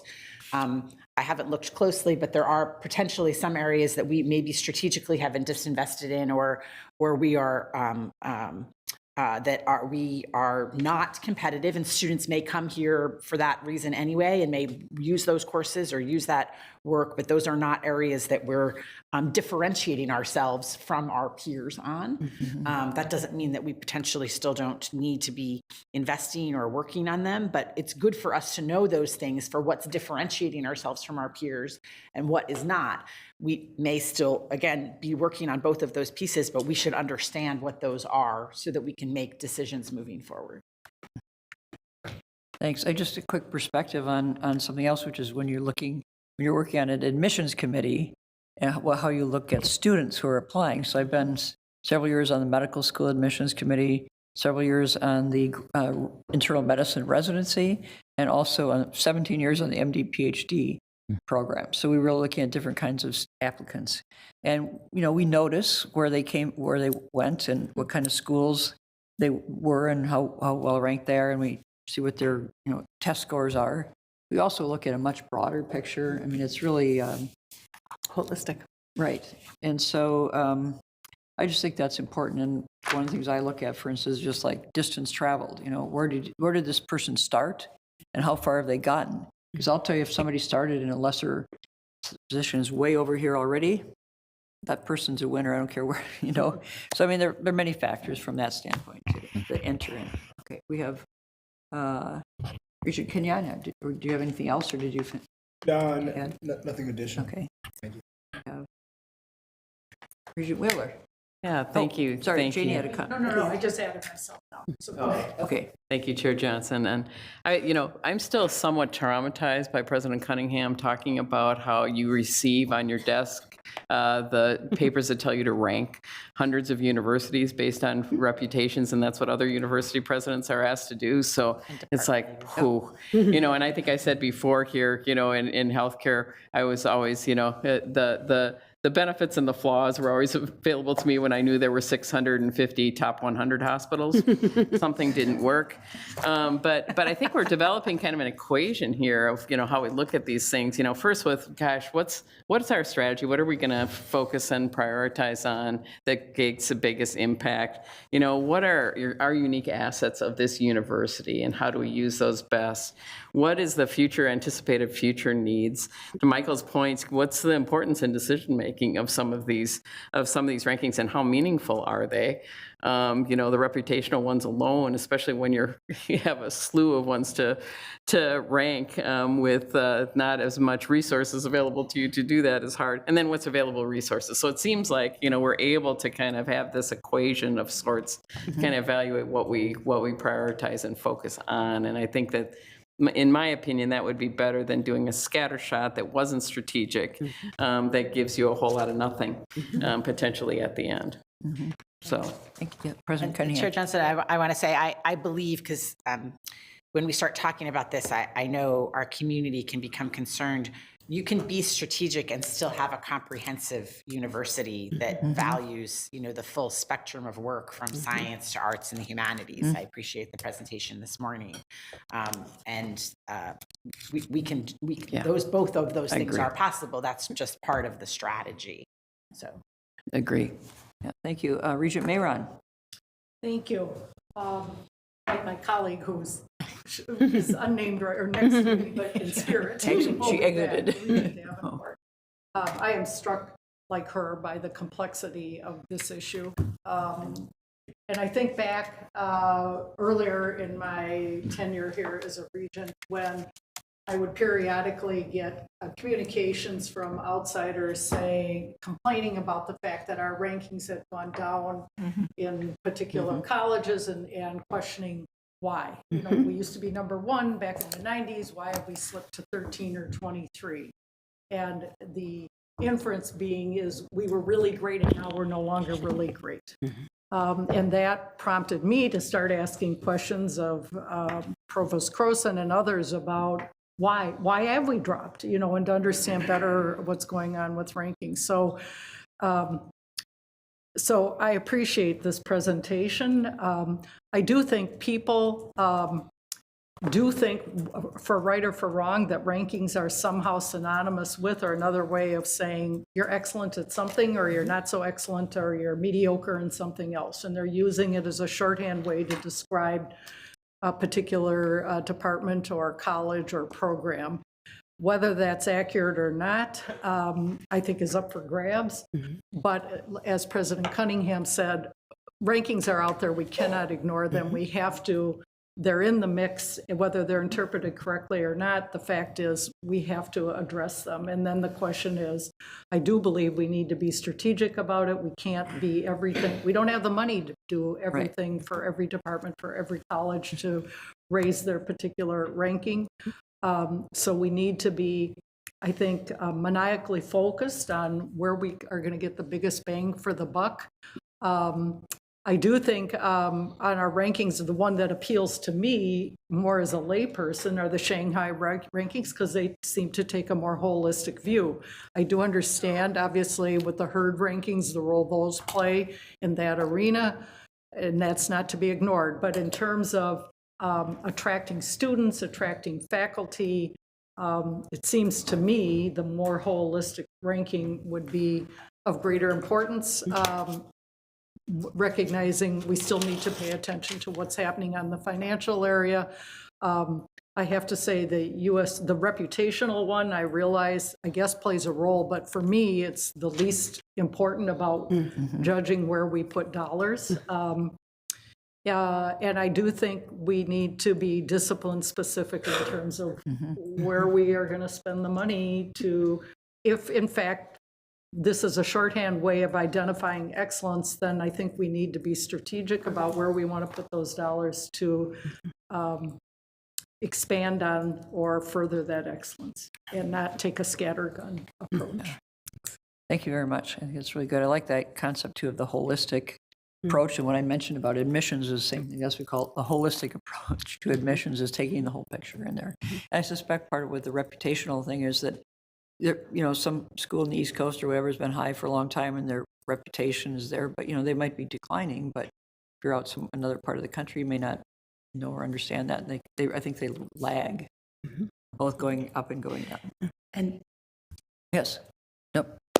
Chair Johnson, if I may, and there are strategies around that too. Partly what Provost Croson and Vice President Priya and I have talked about is we need to have a national reputation, and we do in many things, but we need to be out there with national marketing. Right. We need to be out there with our faculty getting nominated. Right. One of the strategies I used in the last institution I was in, we really focused in on, which took some resources, on creating honors committees to really get our faculty nominated to the top components. And I want to just say that this morning the news came out, we have 2 amazing engineers that were just nominated to the National Academy of Engineering, which is the highest honor in the science field. That, and with many kudos to them, a point of, we have really great people here, most certainly, but getting that out helps, because those folks are working nationally and we have branding out nationally and are really singing what we are doing really well nationally. Then all those leaders that are too busy, when they get the thing on their desk, they go, oh yeah, I know University of Minnesota and this and that. But there's a strategy around that. There's communications dollars around that. There's dollars for honors and nominating committees around that. So there's a strategy there we can employ to improve that national reputation on these areas that does give more name recognition for the things that we really do deserve. Right. Absolutely, that's a great idea, and those people are out there telling our story. That's right. Yeah, absolutely. With the big block M. Representative Aremu, do you have any additional comments? Yes, thank you, Chair Johnson, Provost Croson, and Vice President Priya. Thank you for the presentation.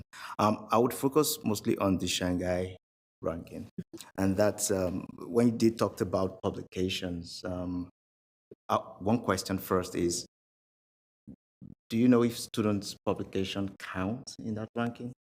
Does it? Yes, all publications count. Excellent. So that means my publication is counting. I would say, but you see, a lot of students have bright ideas. Yeah. That's the truth. But when it comes to APC, that's the article publishing publication charge. It's super expensive in some of those renowned journals. For me, since at least I would say in the last 3 to 4 years, I've published about 25 articles. And what has helped me is because many of these top journals invite me to submit something. Well, when I started, half of them I paid from my stipends, interestingly. And it wasn't easy, but I was paying them. And that helped me such that they started inviting me for a $0 APC. So I started getting 100%. I have one currently submitted that is under review. But you see, so many students like myself started getting discouraged at some point, to be honest, to say, you know what, I can't continue to spend my personal dollars on this. And so I thought, yes, I know we have advisors that we can talk to, but there's a limit to how much they too can, cut out from what they have. And so I'm going to circle this back to faculty and say, can we just have an incentive beyond the tenure track compensation for faculties who collaborate with their students to publish? Now, this is the incentives. Like I said, we're not spending money. I mean, everyone likes media attention, right? If your folks are publishing something, put them out there, let people know about them. Well, I'm not trying to be selfish, but no one has asked me to come to the media because I've done a lot of things. But the good thing is that some of these international journals, renowned journals, have invited me to serve on their editorial board. And I truly serve on 2 right now. I turned down the one of Wiley because I was getting too busy. But no one has recognized that.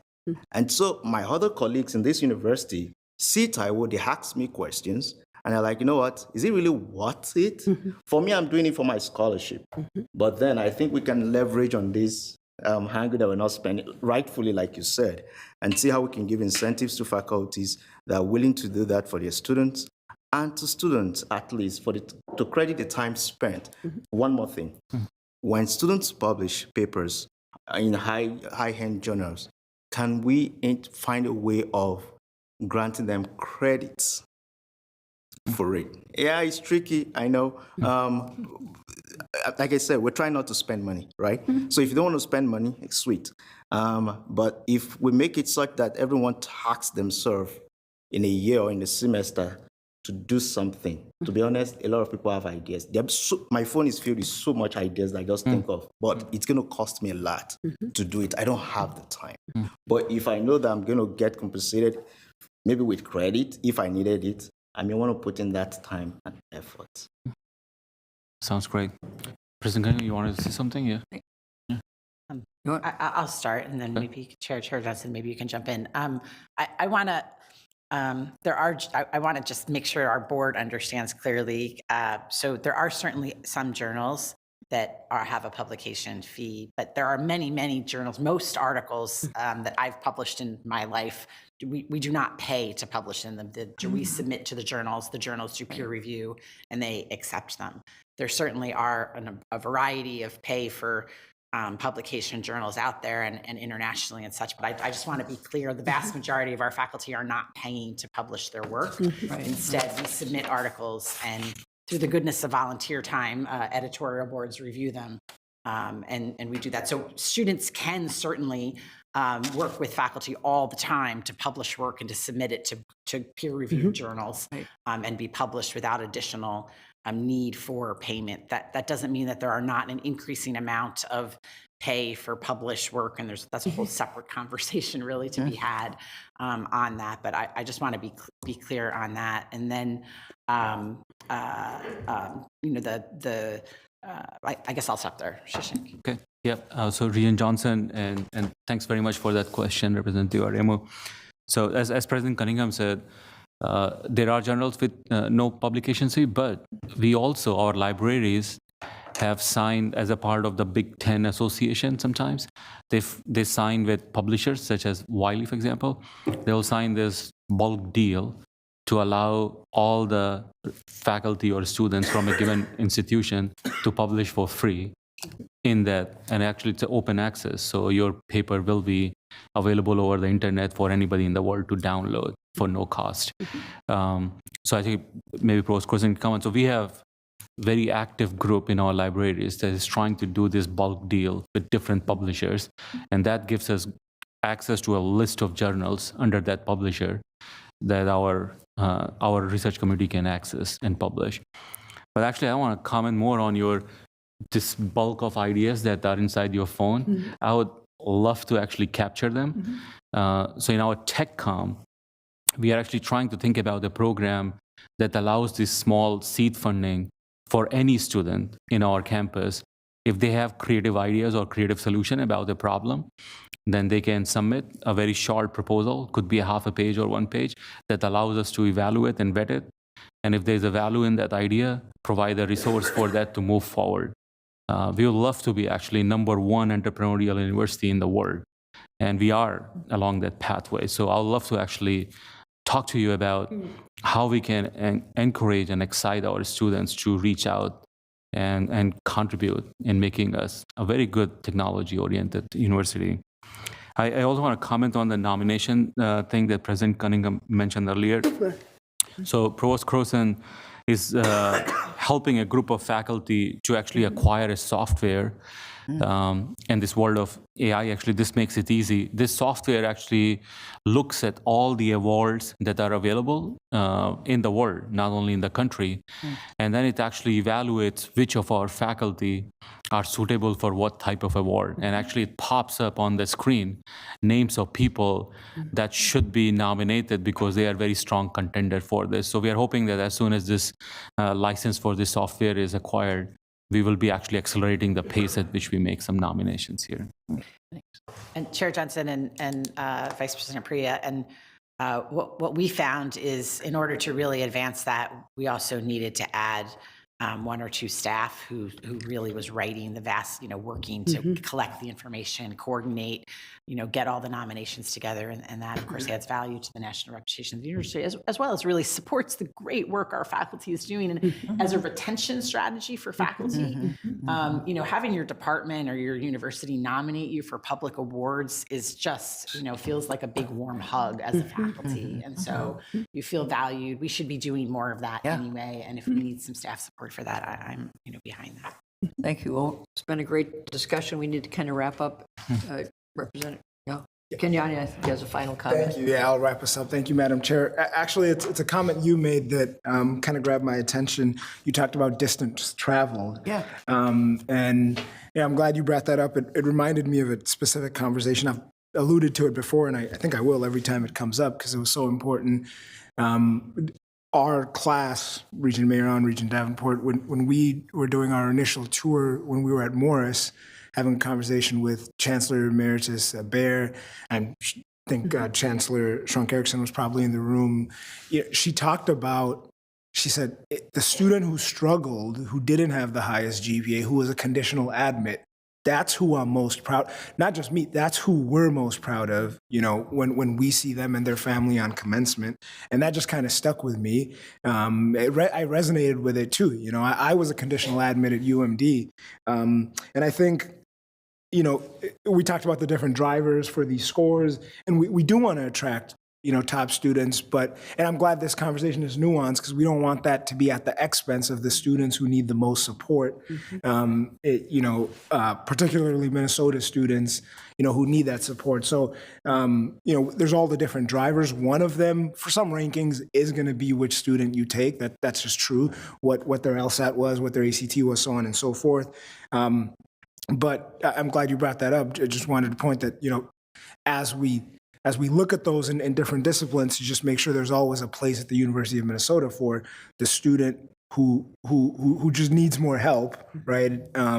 So that we can even be more proud when their outcomes are the same as the one who had that top profile. Right. So thank you. I think that fits with our land grant mission Absolutely. as well.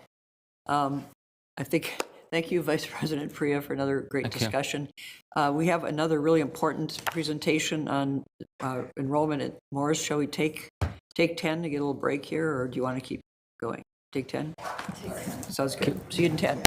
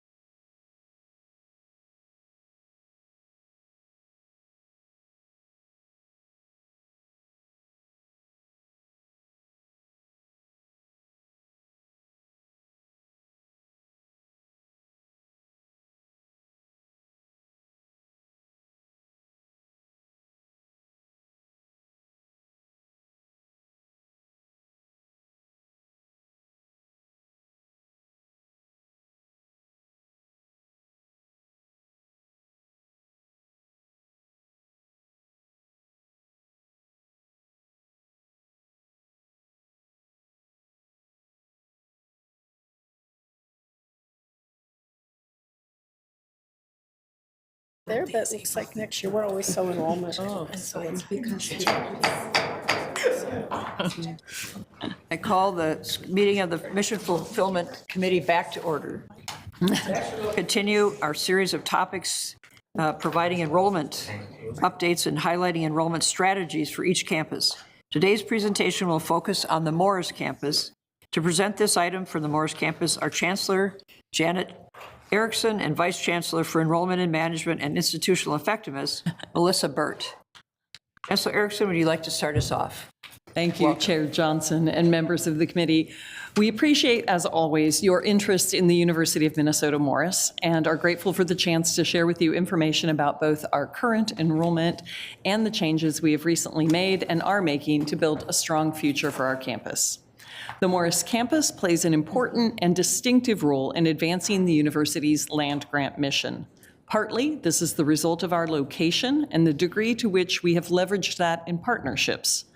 Our rural location is an asset, and we are tightly woven into the community, whether that's in one of our many shared use facilities or in sustainability energy projects, such as the Morris Model and the Heartland Clean Hydrogen Hub.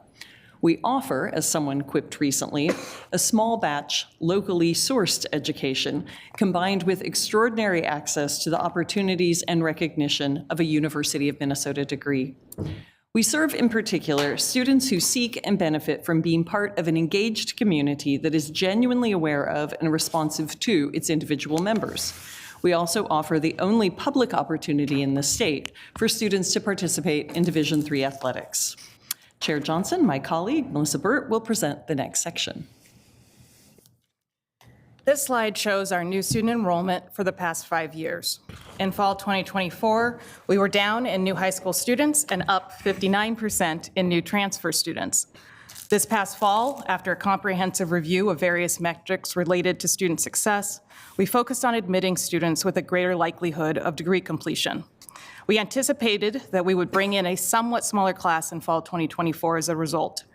However, were also impacted by the delayed FAFSA rollout, as we were unable to get financial aid offers into student and family homes early enough to make our very strong affordability case this past year. We also experienced, for the first time in recent history, a 5 percentage point decline in the number of American Indian students enrolling in our first-year class. The FAFSA problems undoubtedly played a role in this, as may have the new American Indian Scholars Program. We have additional competition for a population that I would argue we serve quite well. Our recent work to build clearer pathways from Minnesota tribal colleges to Morris is one way that we're building upon that strength. Our increased transfer numbers highlight a couple of things. Both our increased number of articulation agreements from 0 a few years ago to 9 and counting now, and increased investment in a dedicated position to transfer in international students, as well as intentional pipeline growth between Minnesota two-year colleges and our campus. As we all know, enrollment isn't just about the number of new students. Retention plays a significant role. Pre-COVID, the campus's first to second year retention rate had reliably been just below 80% and dropped during and after the pandemic. We have steadily been making gains with a 3 percentage point increase between the fall 2021 and fall 2023 cohorts. Today, UMN Morris's first to second year retention rate is at 75% and compares quite nicely with our other members of the Council of Public Liberal Arts Colleges across the nation. St. Mary's College of Maryland, for instance, is at 81%, and the University of North Carolina, Asheville is at 72%. Fort Lewis College in Colorado, which, like us, is a federally designated Native American non-tribal institution that operates on the site that once housed a Native American boarding school, is at 63%. As we look toward fall 2025, we will soon send out estimated financial aid packages to twice the number of students as last year, which is a good marker of student interest. In admissions, we are up 30% in applications. We are also up about 30% in admits. I wish it was 80%. And we have revised how we connect students to what we do well as we work to increase our yield of those admitted students. At this time, our confirmations are up 17%, and our admission staff continues to work with each and every admitted student to help them determine whether or not the Morris experience is right for them. To better contextualize our enrollment, this slide shows overall enrollment over the last 10 years for UMN Morris and COPLAC peers that are closest to us in, funny enough, the U.S. News and World Report rankings, of which we are currently number 7. As you can see, both Morris and our peers have experienced comparable declines in overall enrollment during this time. This reflects a national trend toward enrollment in flagship institutions, as well as a persistent lack of understanding about the liberal arts college experience. One new strategy that I'm pleased to share is that this spring, our campus is partnering with several other COPLAC institutions to better inform key influencers, in this case, independent and high school counselors, about both public liberal arts universities and our specific institutions. So in terms of the competition, as you can see here, our top 2 competitors are the University of Minnesota Twin Cities and Duluth campuses. After that, our admitted students who do not select Morris attend a mix of private and public universities in the Midwest. As a public liberal arts campus, we are at a challenging recruitment intersection between public schools and private liberal arts colleges, and that is highlighted in the list of campuses against which we compete for students. Chair Johnson, I will now pass the presentation back to Chancellor Erickson to talk more about how we are working to reach those students. Thank you very much, yes. We are, as we keep saying, at a liberal arts college, but just how well that sets up students for career and life success remains not widely understood. The American Association of Colleges and Universities regularly surveys employers to learn more about what they are seeking.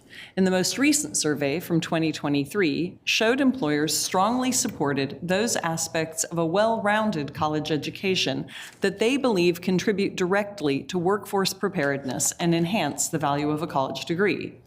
These include approaches to teaching and learning that encourage students to think for themselves, expose them to a wide variety of topics and disciplines, and enable them to participate in community-based experiences, all of which are hallmarks of the Morris undergraduate experience for every Morris student, some of whom, as Regent Kenyanya mentioned, would not envision themselves at a liberal arts college, let alone in college at all. The same survey also notes that 7 in 10 employers indicated they would be either more or much more likely to hire a candidate who held a job or work-study position, completed an internship or apprenticeship, or was in a leadership role while in college. Recognizing data such as that and drawing on what students themselves have told us, we were able to hire last fall of 2024, the new and entirely donor-funded position of internship coordinator.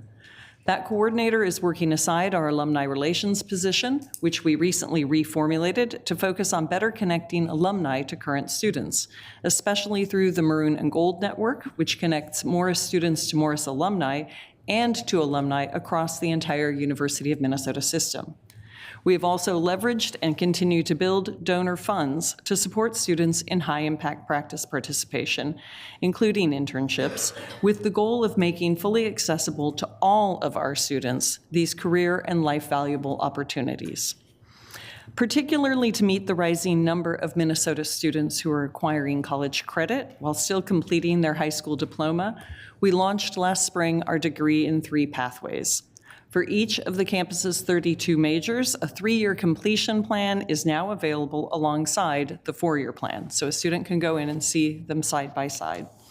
The degree remains at 120 credits, regardless of the path, and students who start this path without any college credit would indeed need their education to include 2 summer sessions of coursework. But we are confident that students can complete their degree in 3 years if that's what they wish to do, and they can have the benefits of the liberal arts college experience as well. Degree in 3 continues to be the top visited page on our website after the homepage, and over a quarter of students who have so far deposited for fall 2025 have indicated interest in this path. Nearly 70% of those who've explored the Degree in 3 webpage have clicked there from our recent marketing campaigns, and many of those have explored sample plans and majors. International students, as you might expect, have also shown high interest in the Degree in 3. And yes, of course, we're watching data analytics on this closely. One of the students already on this path is Spencer, a business and management major. And just to give you a sense of how students are seeing this option, I want to quote him briefly. Spencer says, "I chose the 3-year path because I have big goals and want to start achieving them. I was able to do this by taking a year's worth of college credits while I was still in high school. And now getting a full college experience in 3 years is very possible." Spencer works on campus too. He started in admissions and now works in facilities management. He really is getting a rich liberal arts college experience. Strengthening pathways into, through, and beyond the University of Minnesota Morris is key to our efforts to make more readily apparent the benefits of a Morris campus education. Approved last spring is a 4+1, which might also work as a 3+1 with CFANS for a master's degree in applied economics. In addition to long-standing pathways such as that in the VET-FAST program and early admission to the School of Nursing, we have been adding to the number of University of Minnesota early assurance programs we offer, including the Doctor of Pharmacy, a program far more accessible if students apply to it when they start their undergraduate career than if they wait until the end of it. In October of 2024, agreements were completed for 2 more pathways for early assurance doctoral programs in occupational therapy and physical therapy. We're also actively exploring pathways to graduate programs on the Duluth campus. The state, especially in its rural areas, has a dire shortage of special education teachers, and that too is something the Morris campus can and is helping to address, gratefully working with leadership in the College of Education and Human Development. We also launched this year the licensed alcohol and drug counseling track, drawing on our existing psychology and human services programs to direct students toward a professional license in an area of extremely high state need, especially in rural areas. One of the most important ways that UMN Morris distinctively serves the state and the University of Minnesota mission is in graduate outcomes. Most of our graduates stay in the state, and 25% of the class of 2023 enrolled in graduate school directly after graduation. We are changing the workforce and changing lives, as evident in such things as our social mobility ranking. We're up to 57th in the nation among all national liberal arts colleges, public and private, and number 4 among just public liberal arts colleges. We know that students both benefit from and are often seeking greater community engagement. So we've been amplifying how we demonstrate for prospective students what's distinctive about the Morris experience in its community. Engagement with sustainability efforts continues to be a frequently cited reason for choosing Morris, and it's an area to amplify. We know that bringing prospective students to campus to see what we offer is crucial. The pandemic made that even clearer, and we've recently revised our student visit days to provide more immediate, active interaction with what's distinctive on the campus. For instance, this year, we've returned to having our scholarship competition days fully in person, with schedules that highlight what we hear students want and spaces for families to see better the community advantages of earning the UMN degree from the Morris campus. As one of our current students said to me earlier this week, it's not just that students build community connections at Morris. They build really strong, remarkably deep connections that make a difference over a lifetime. And I will add that that kind of thing is what has kept me at Morris for so many years. Working with these students is genuinely a joy, especially those, again, who never saw themselves as elite enough for a liberal arts college experience. We issued earlier this year an RFP for a partner to help us build and execute a new brand marketing campaign with a goal of creating a defining statement and campaign that capitalizes on the key distinctions of UMN Morris and differentiates us better within the higher education marketplace. That will, we expect, help drive enrollment of prospective students and increase brand awareness and affinity. The work will build on previous brand research and existing key messages locally and in the system, and the agency will work collaboratively with leadership and communications staff locally and centrally. The University of Minnesota Morris is a national public liberal arts college, and the students who choose us come from rural, urban, and suburban areas, mostly within, but also well beyond Minnesota. We have been working to rebuild our once substantial international student numbers, which fell sharply during the COVID pandemic and have not yet rebounded. To give you a sense, though, of who chooses Morris and is there now, here's a quick sample of some of our current students. Isaiah was drawn from the state of Washington to UMN Morris by the opportunity to compete in D3 athletics while earning his degree. In his all-conference honors video, he explained, "My decision to become a student athlete here at the University of Minnesota Morris was because of the small city vibe that it gives off. I was never a big city vibe type of guy, and it gives me the opportunity to play sports that I love and get a meaningful degree." For Savannah, UMN Morris was her first choice college, and I have to note that this photo is her official ID photo. That's how she came for new student orientation. She had already had the Minneapolis urban experience and was looking for something different. She's a first-generation college student in her first year and a participant in our TRIO program. She's planning at the moment to double major in theater and history and is also already participating in university community choir. The most important factors she cites in her choice are Morris's exceptional academic programs, the fact that it is a public liberal arts institution, one that's close to home with small classes and a rich campus life, as well as good financial aid. Maggie crossed the state to join our community, coming from a town of fewer than 2,000 north of Duluth. She admits that as a high school student, she had never heard of UMN Morris. We're doing our best to change the frequency with which we hear that.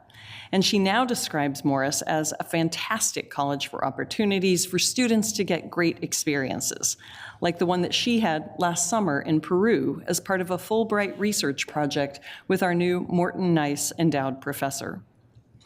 We value at Morris our students immensely, and what they are seeking from education changes. We recognize the need to be responsive to that and are doing so on multiple fronts, even as we continue to believe that the flexible, adaptable skills and knowledge acquired in a residential public liberal arts college experience are of fundamental importance to their and our healthy future.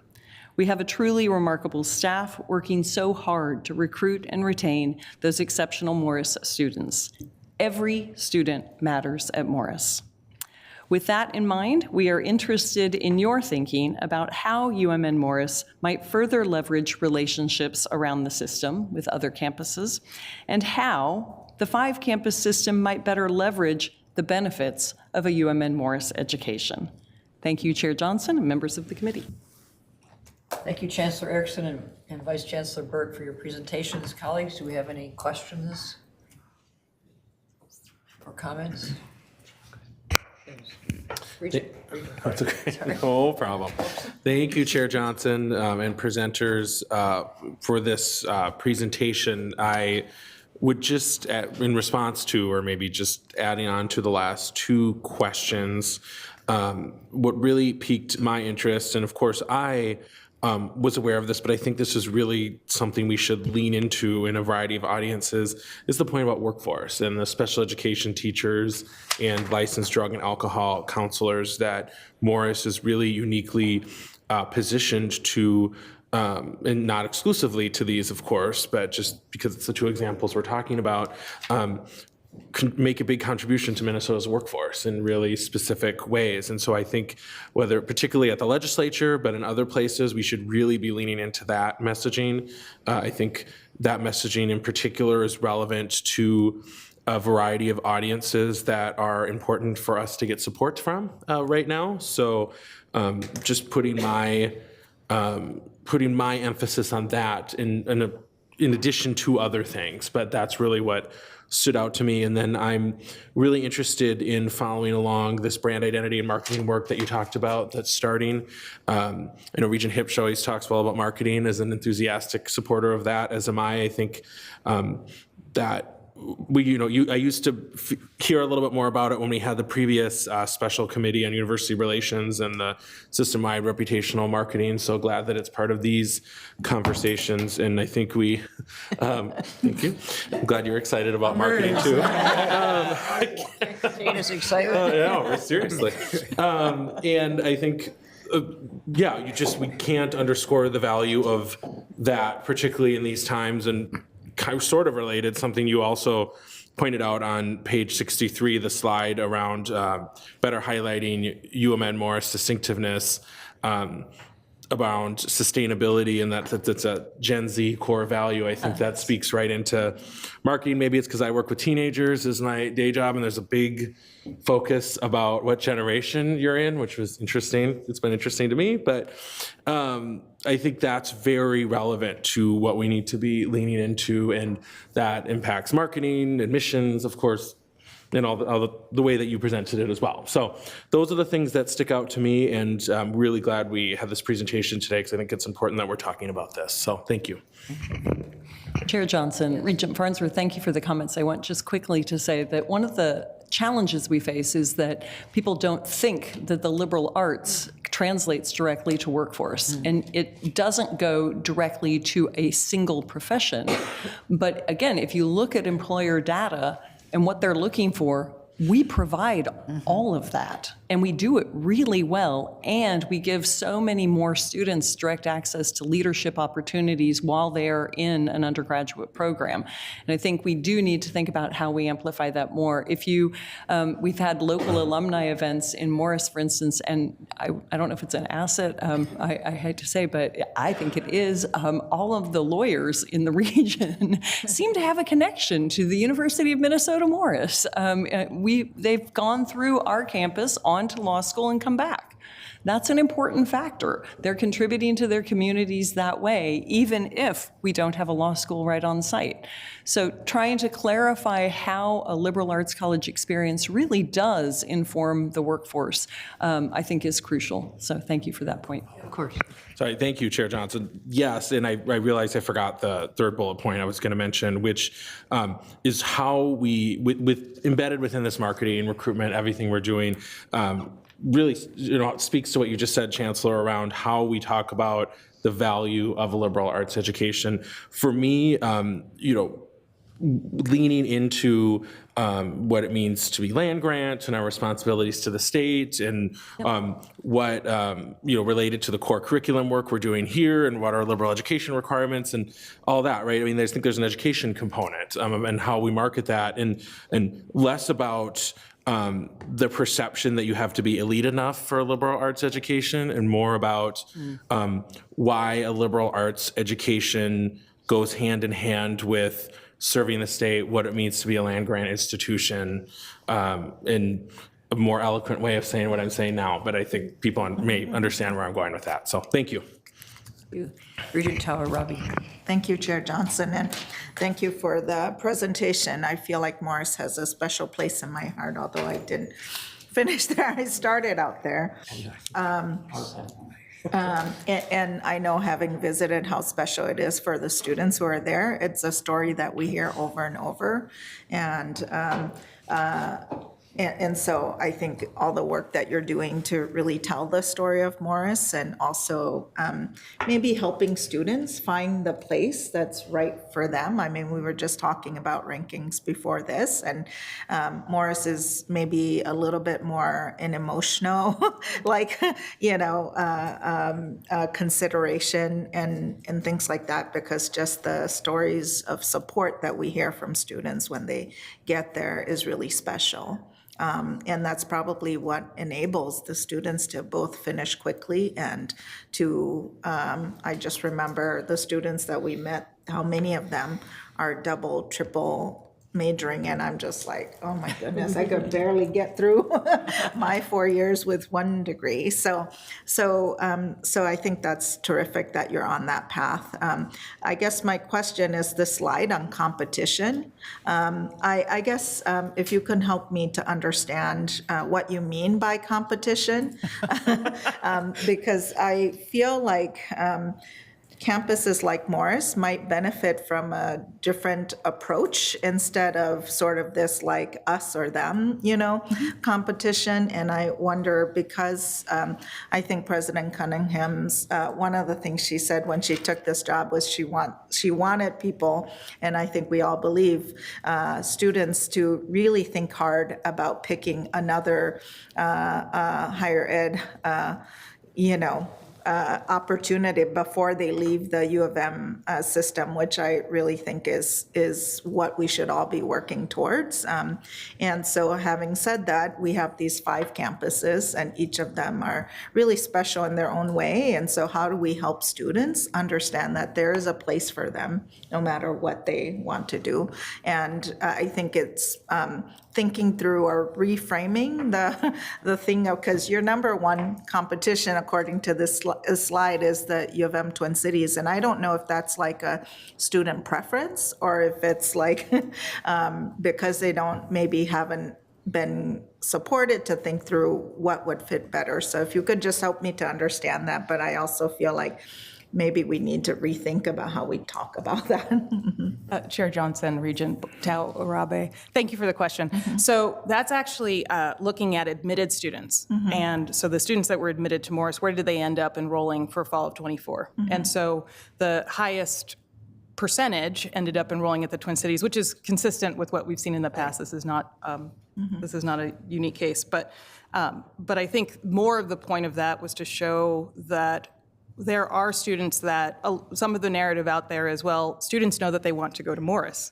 And that's not necessarily true. These are 18-year-olds making making decisions, and there are a variety of factors that come into play. And so it's more thinking about where is there overlap, but then also what are the things that we can do to show our distinctiveness, so that the students that are admitted to both campuses, I completely agree with you that we're happy if they stay within the University of Minnesota system, and it's good to see that they're making those decisions, but how can we show what the Morris experience is like in a way, hopefully that where more choose to go to Morris, but really so that they are going in with clear eyes.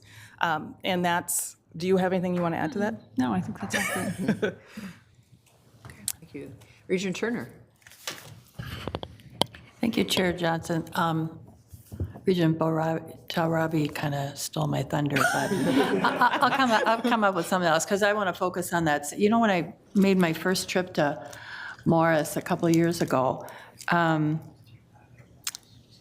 had heard discussion about the whole concept of wanting more of a 5-campus system kind of marketing.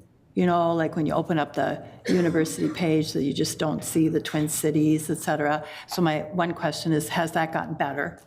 Is it more inclusive when someone, types in University of Minnesota? Do we just see, the IDS building and things like that and the Mississippi River? Or do we see all of the campuses? And also, I kind of got the gist of, I don't want to step on anyone's toes, but that some of our other campuses in rural Minnesota might feel like, well, they kind of get the leftovers that didn't, make it at the Twin City campus. Maybe that's a harsh way to say it, but can we envision a more of a collaborative, and is that happening? I'll be very happy if it is.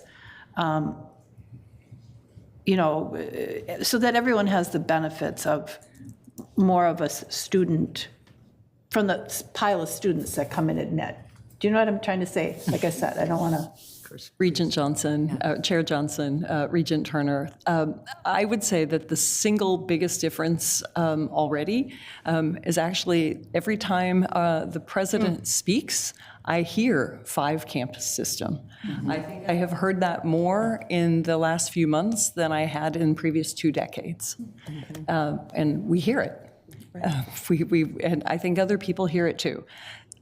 This new system-wide strategic plan will be an opportunity to build on that. The work of the directions that will go, working, tying RFP, working with university relations and with Vice President Gade will make a difference, I think. We're not going to do this all by ourselves. We will do it in concert, and I do think that there will be an increasing elevation. I don't know if you want to add to that. I do want to reiterate that I certainly don't feel like the Morris campus gets the leftovers. I think we get an extraordinarily wonderful group of students. And sometimes they accidentally end up there and will say, it's the best accident I made. Or they come out and say, oh my goodness, I had no idea that this was here. So for us, I certainly don't think that is the case. We are distinctive, what we do is different, and I appreciate the efforts that are underway to make clear that there are 5 different, really strong campuses in this system. Can I? President Cunningham. I just wanted to, I apologize if it came off that I had any disparaging against the students. It was more that whole marketing thing and not acknowledging the 5, et cetera, so that it wasn't even on people's radar. Okay? Oh, thank you. Thank you for the clarification. Yes. President Yeah, Cunningham. thanks. And I think our emphasis does need to be, I mean, it's a different experience. You know, I have 5 kids right in this age range, and the right campus was a really big public university, and for the other one, the right campus was a really small liberal arts school. And we have to help kids at 18, the way decision-making happens with families and kids at 18, to find what the right M for them is. And a lot of times where that happens has a whole series of accidents related to it, regardless of whatever of our campuses or universities around the country happens with it, and then we help them move on from there. I think it is still just 7 months into our work here together. So we have a new vice president for communications, and we are working, who I think just walked into the room. So we're certainly thinking about, you know, how we advance the system and how we advance the strategy like that, how we make sure everyone, how his office is beginning to think about working with the other campuses, and how we have messages so that people do see what those different opportunities are, obviously working with the local campuses. And then I have not yet forgotten, we do have a system enrollment plan strategy for this year. There's been a few things going on, so but we are in the process of rolling out that contract with RFP, and we'll begin then to work on the question that the board asked this summer, that speaks to some of what we're talking about here too, which is what is the right size for enrollment and retention and strategies across our campuses, including the Twin Cities. And how will we think about that collectively together? How we think about how we staff that kind of component. I'm acutely aware that I am both the chancellor at the university and the president of the system, and I do try to say all the system campuses all the time, because we are both.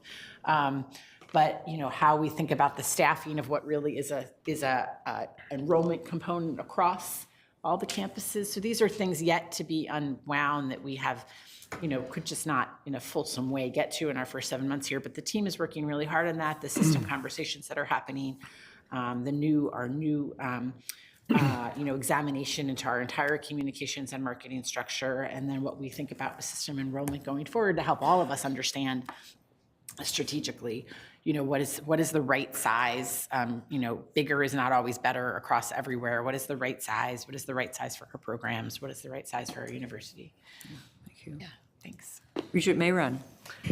I think that I was going to focus on that slide as well about the competition, but I think my colleagues have covered it, and I'm not sure I could add much to it, other than to say, when you look at it, it's almost a misnomer to talk about the competition, and in particular, as it relates to the Duluth campus and Twin Cities campus, which is making up the bulk of our the competition as identified on this slide.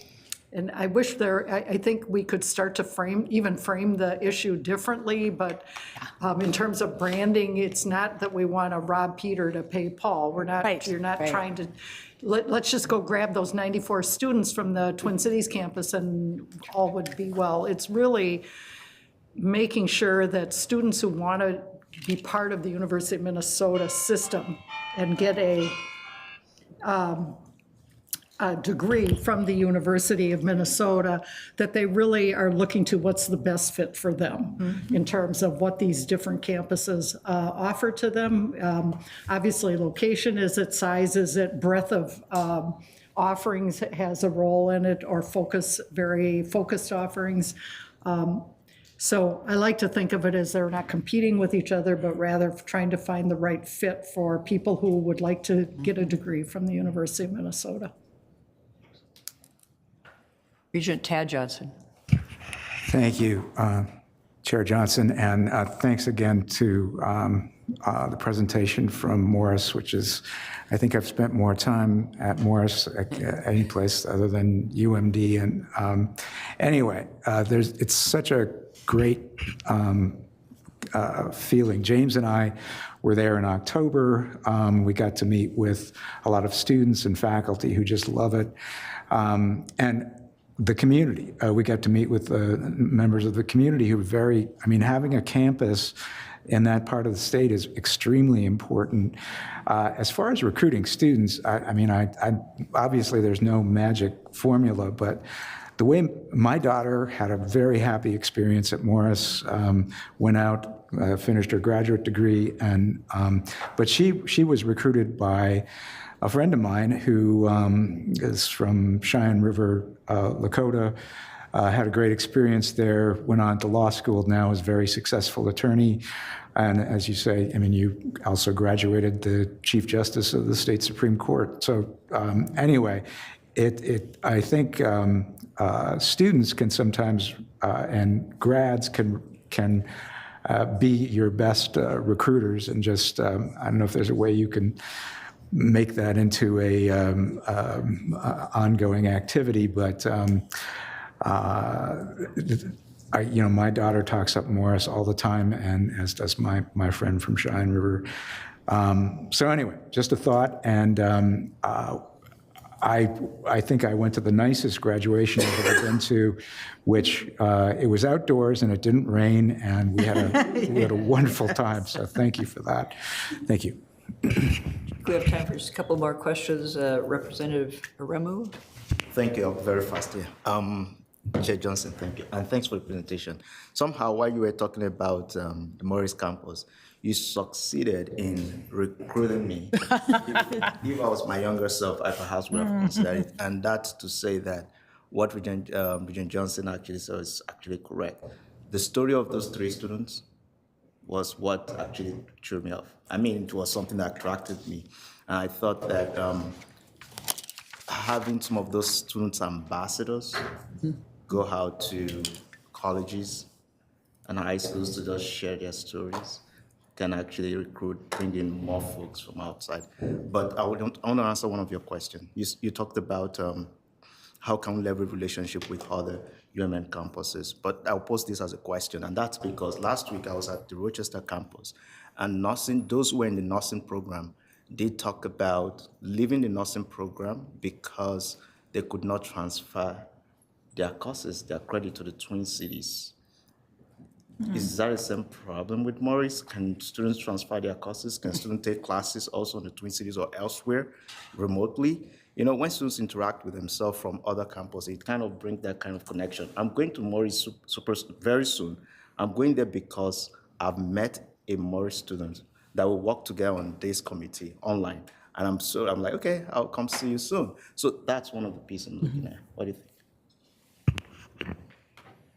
Chair Johnson, Regent Aremu, thank you for the question. Yes, I think my colleague can talk more about the ways we use students in recruiting and our very young, young in career admissions staff. Transfer is one of the things that the report tomorrow is going to talk about. The system optimization working group that I am part of is one of the things we're really looking at is how we ease that transfer of credits from campus to campus.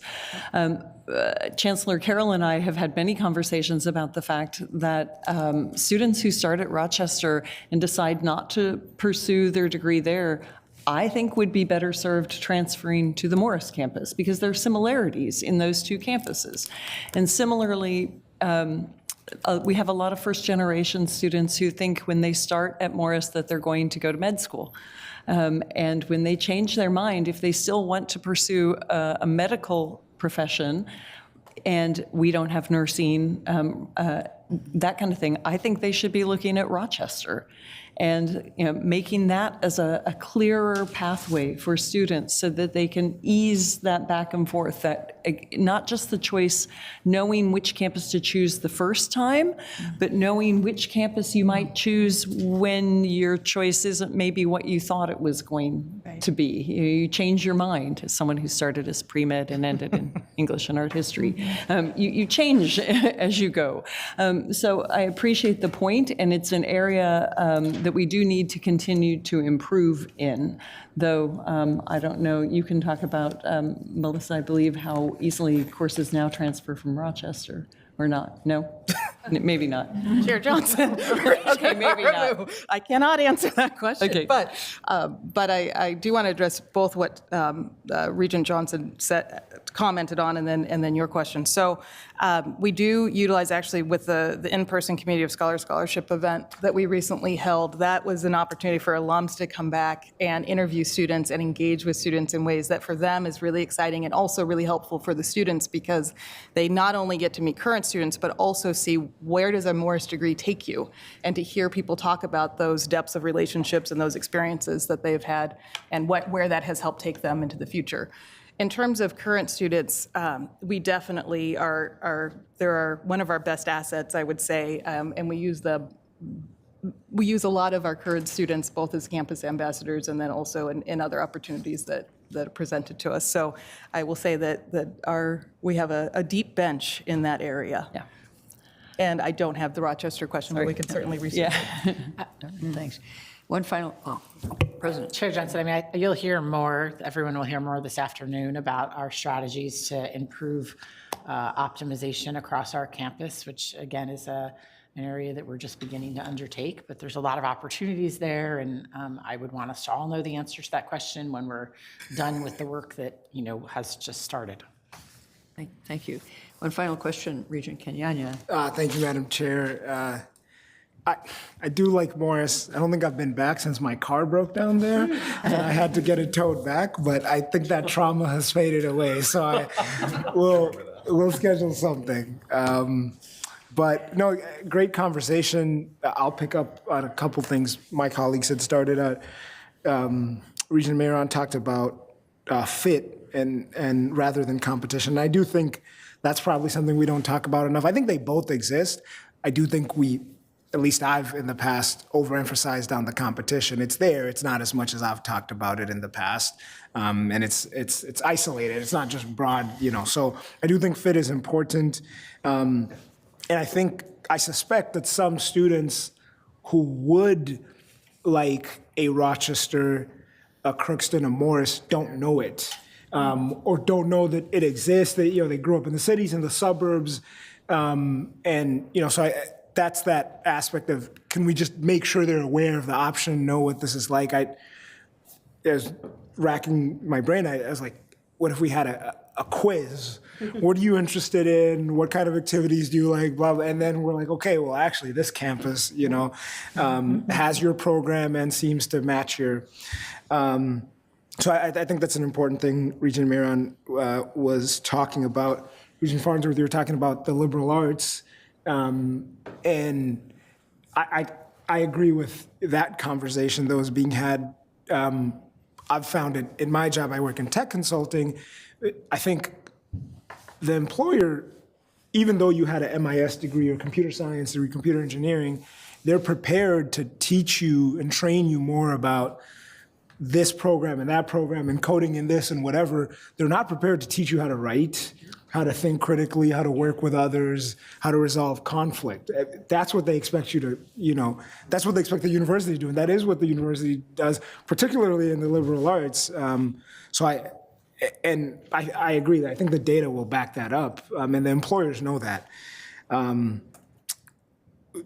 we talk a lot about the strategic plan and prioritizing, especially now that we're going back into that season. And I think we've been clear, and the president's been clear that, look, this is going to include deciding what to do less of, what not to do, but then also where right? So, you know, I think that could be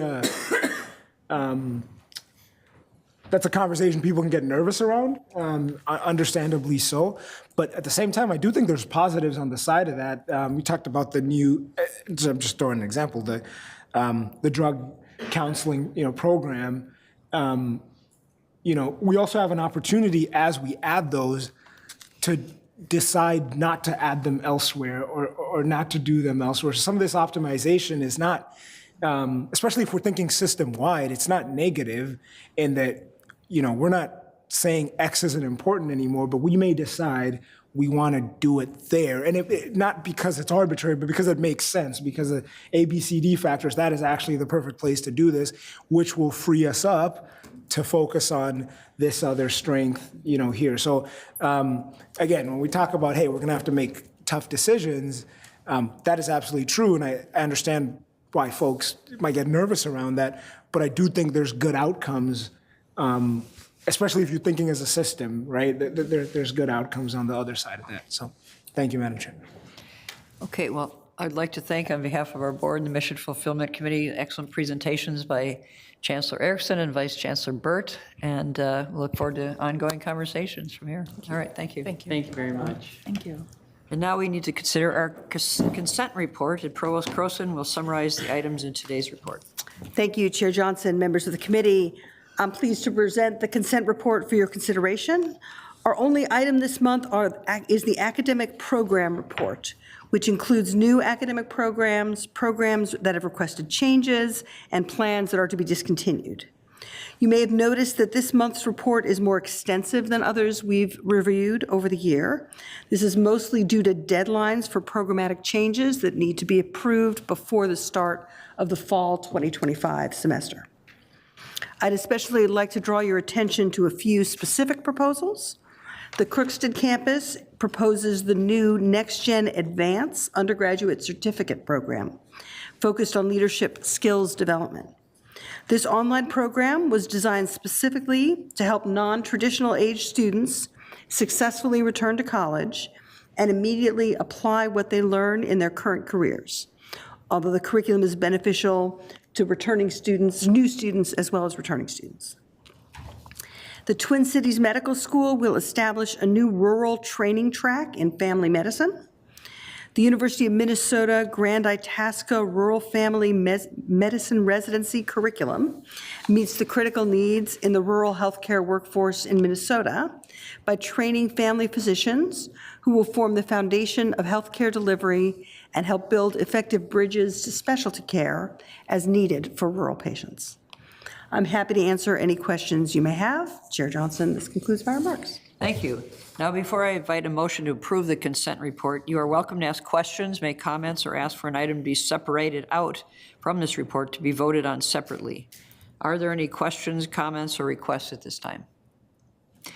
Seeing none, is there a motion to approve on behalf of the consent board, the consent report? So moved. Is there a second? Second. All those in favor say aye. Aye. Aye. Those opposed say no. The motion is approved. And next, to just close out, Rachel, Vice President Provost Croson. It brings us to our information items. Do you have anything you would like to highlight? Thank you, Chair Johnson, members of the committee. I'm pleased to present a number of reports included in this month's docket information items.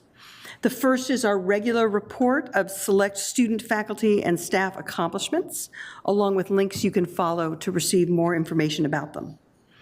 Of note in this report, the university was awarded a $10 million 6-year grant from the Department of Energy's Bioenergy Technologies Office for an oilseed research project that will advance research on winter oilseed crops that can sustain the environment and meet energy demands. In athletics, the Crookston Athletic Department received the President's Award for Academic Excellence for the second consecutive year. The department's academic success rate was 90%. Additionally, the Twin Cities Campus Athletics Department ranked in the top NCAA's latest graduation success rate ranking with 95%. Finally, Christopher Mayhouse, Research Associate Professor in the College of Education and Human Development, was awarded a 5-year, $3.8 million R01 grant from the National Institute of Mental Health to support a clinical trial of child behavior support programs for parents. Also, among this month's items, we've included several university-produced reports mandated by state law and recently disclosed to the state legislature and other government entities. No board action is required on these reports. They are simply presented for your information. Chair Johnson, this concludes my remarks. Thank you, Provost Croson. I would like to highlight one last thing that's very important. Another award that is included in the information items in today's docket. Provost Croson is the 2024 recipient of the American Economic Association Distinguished Service Award.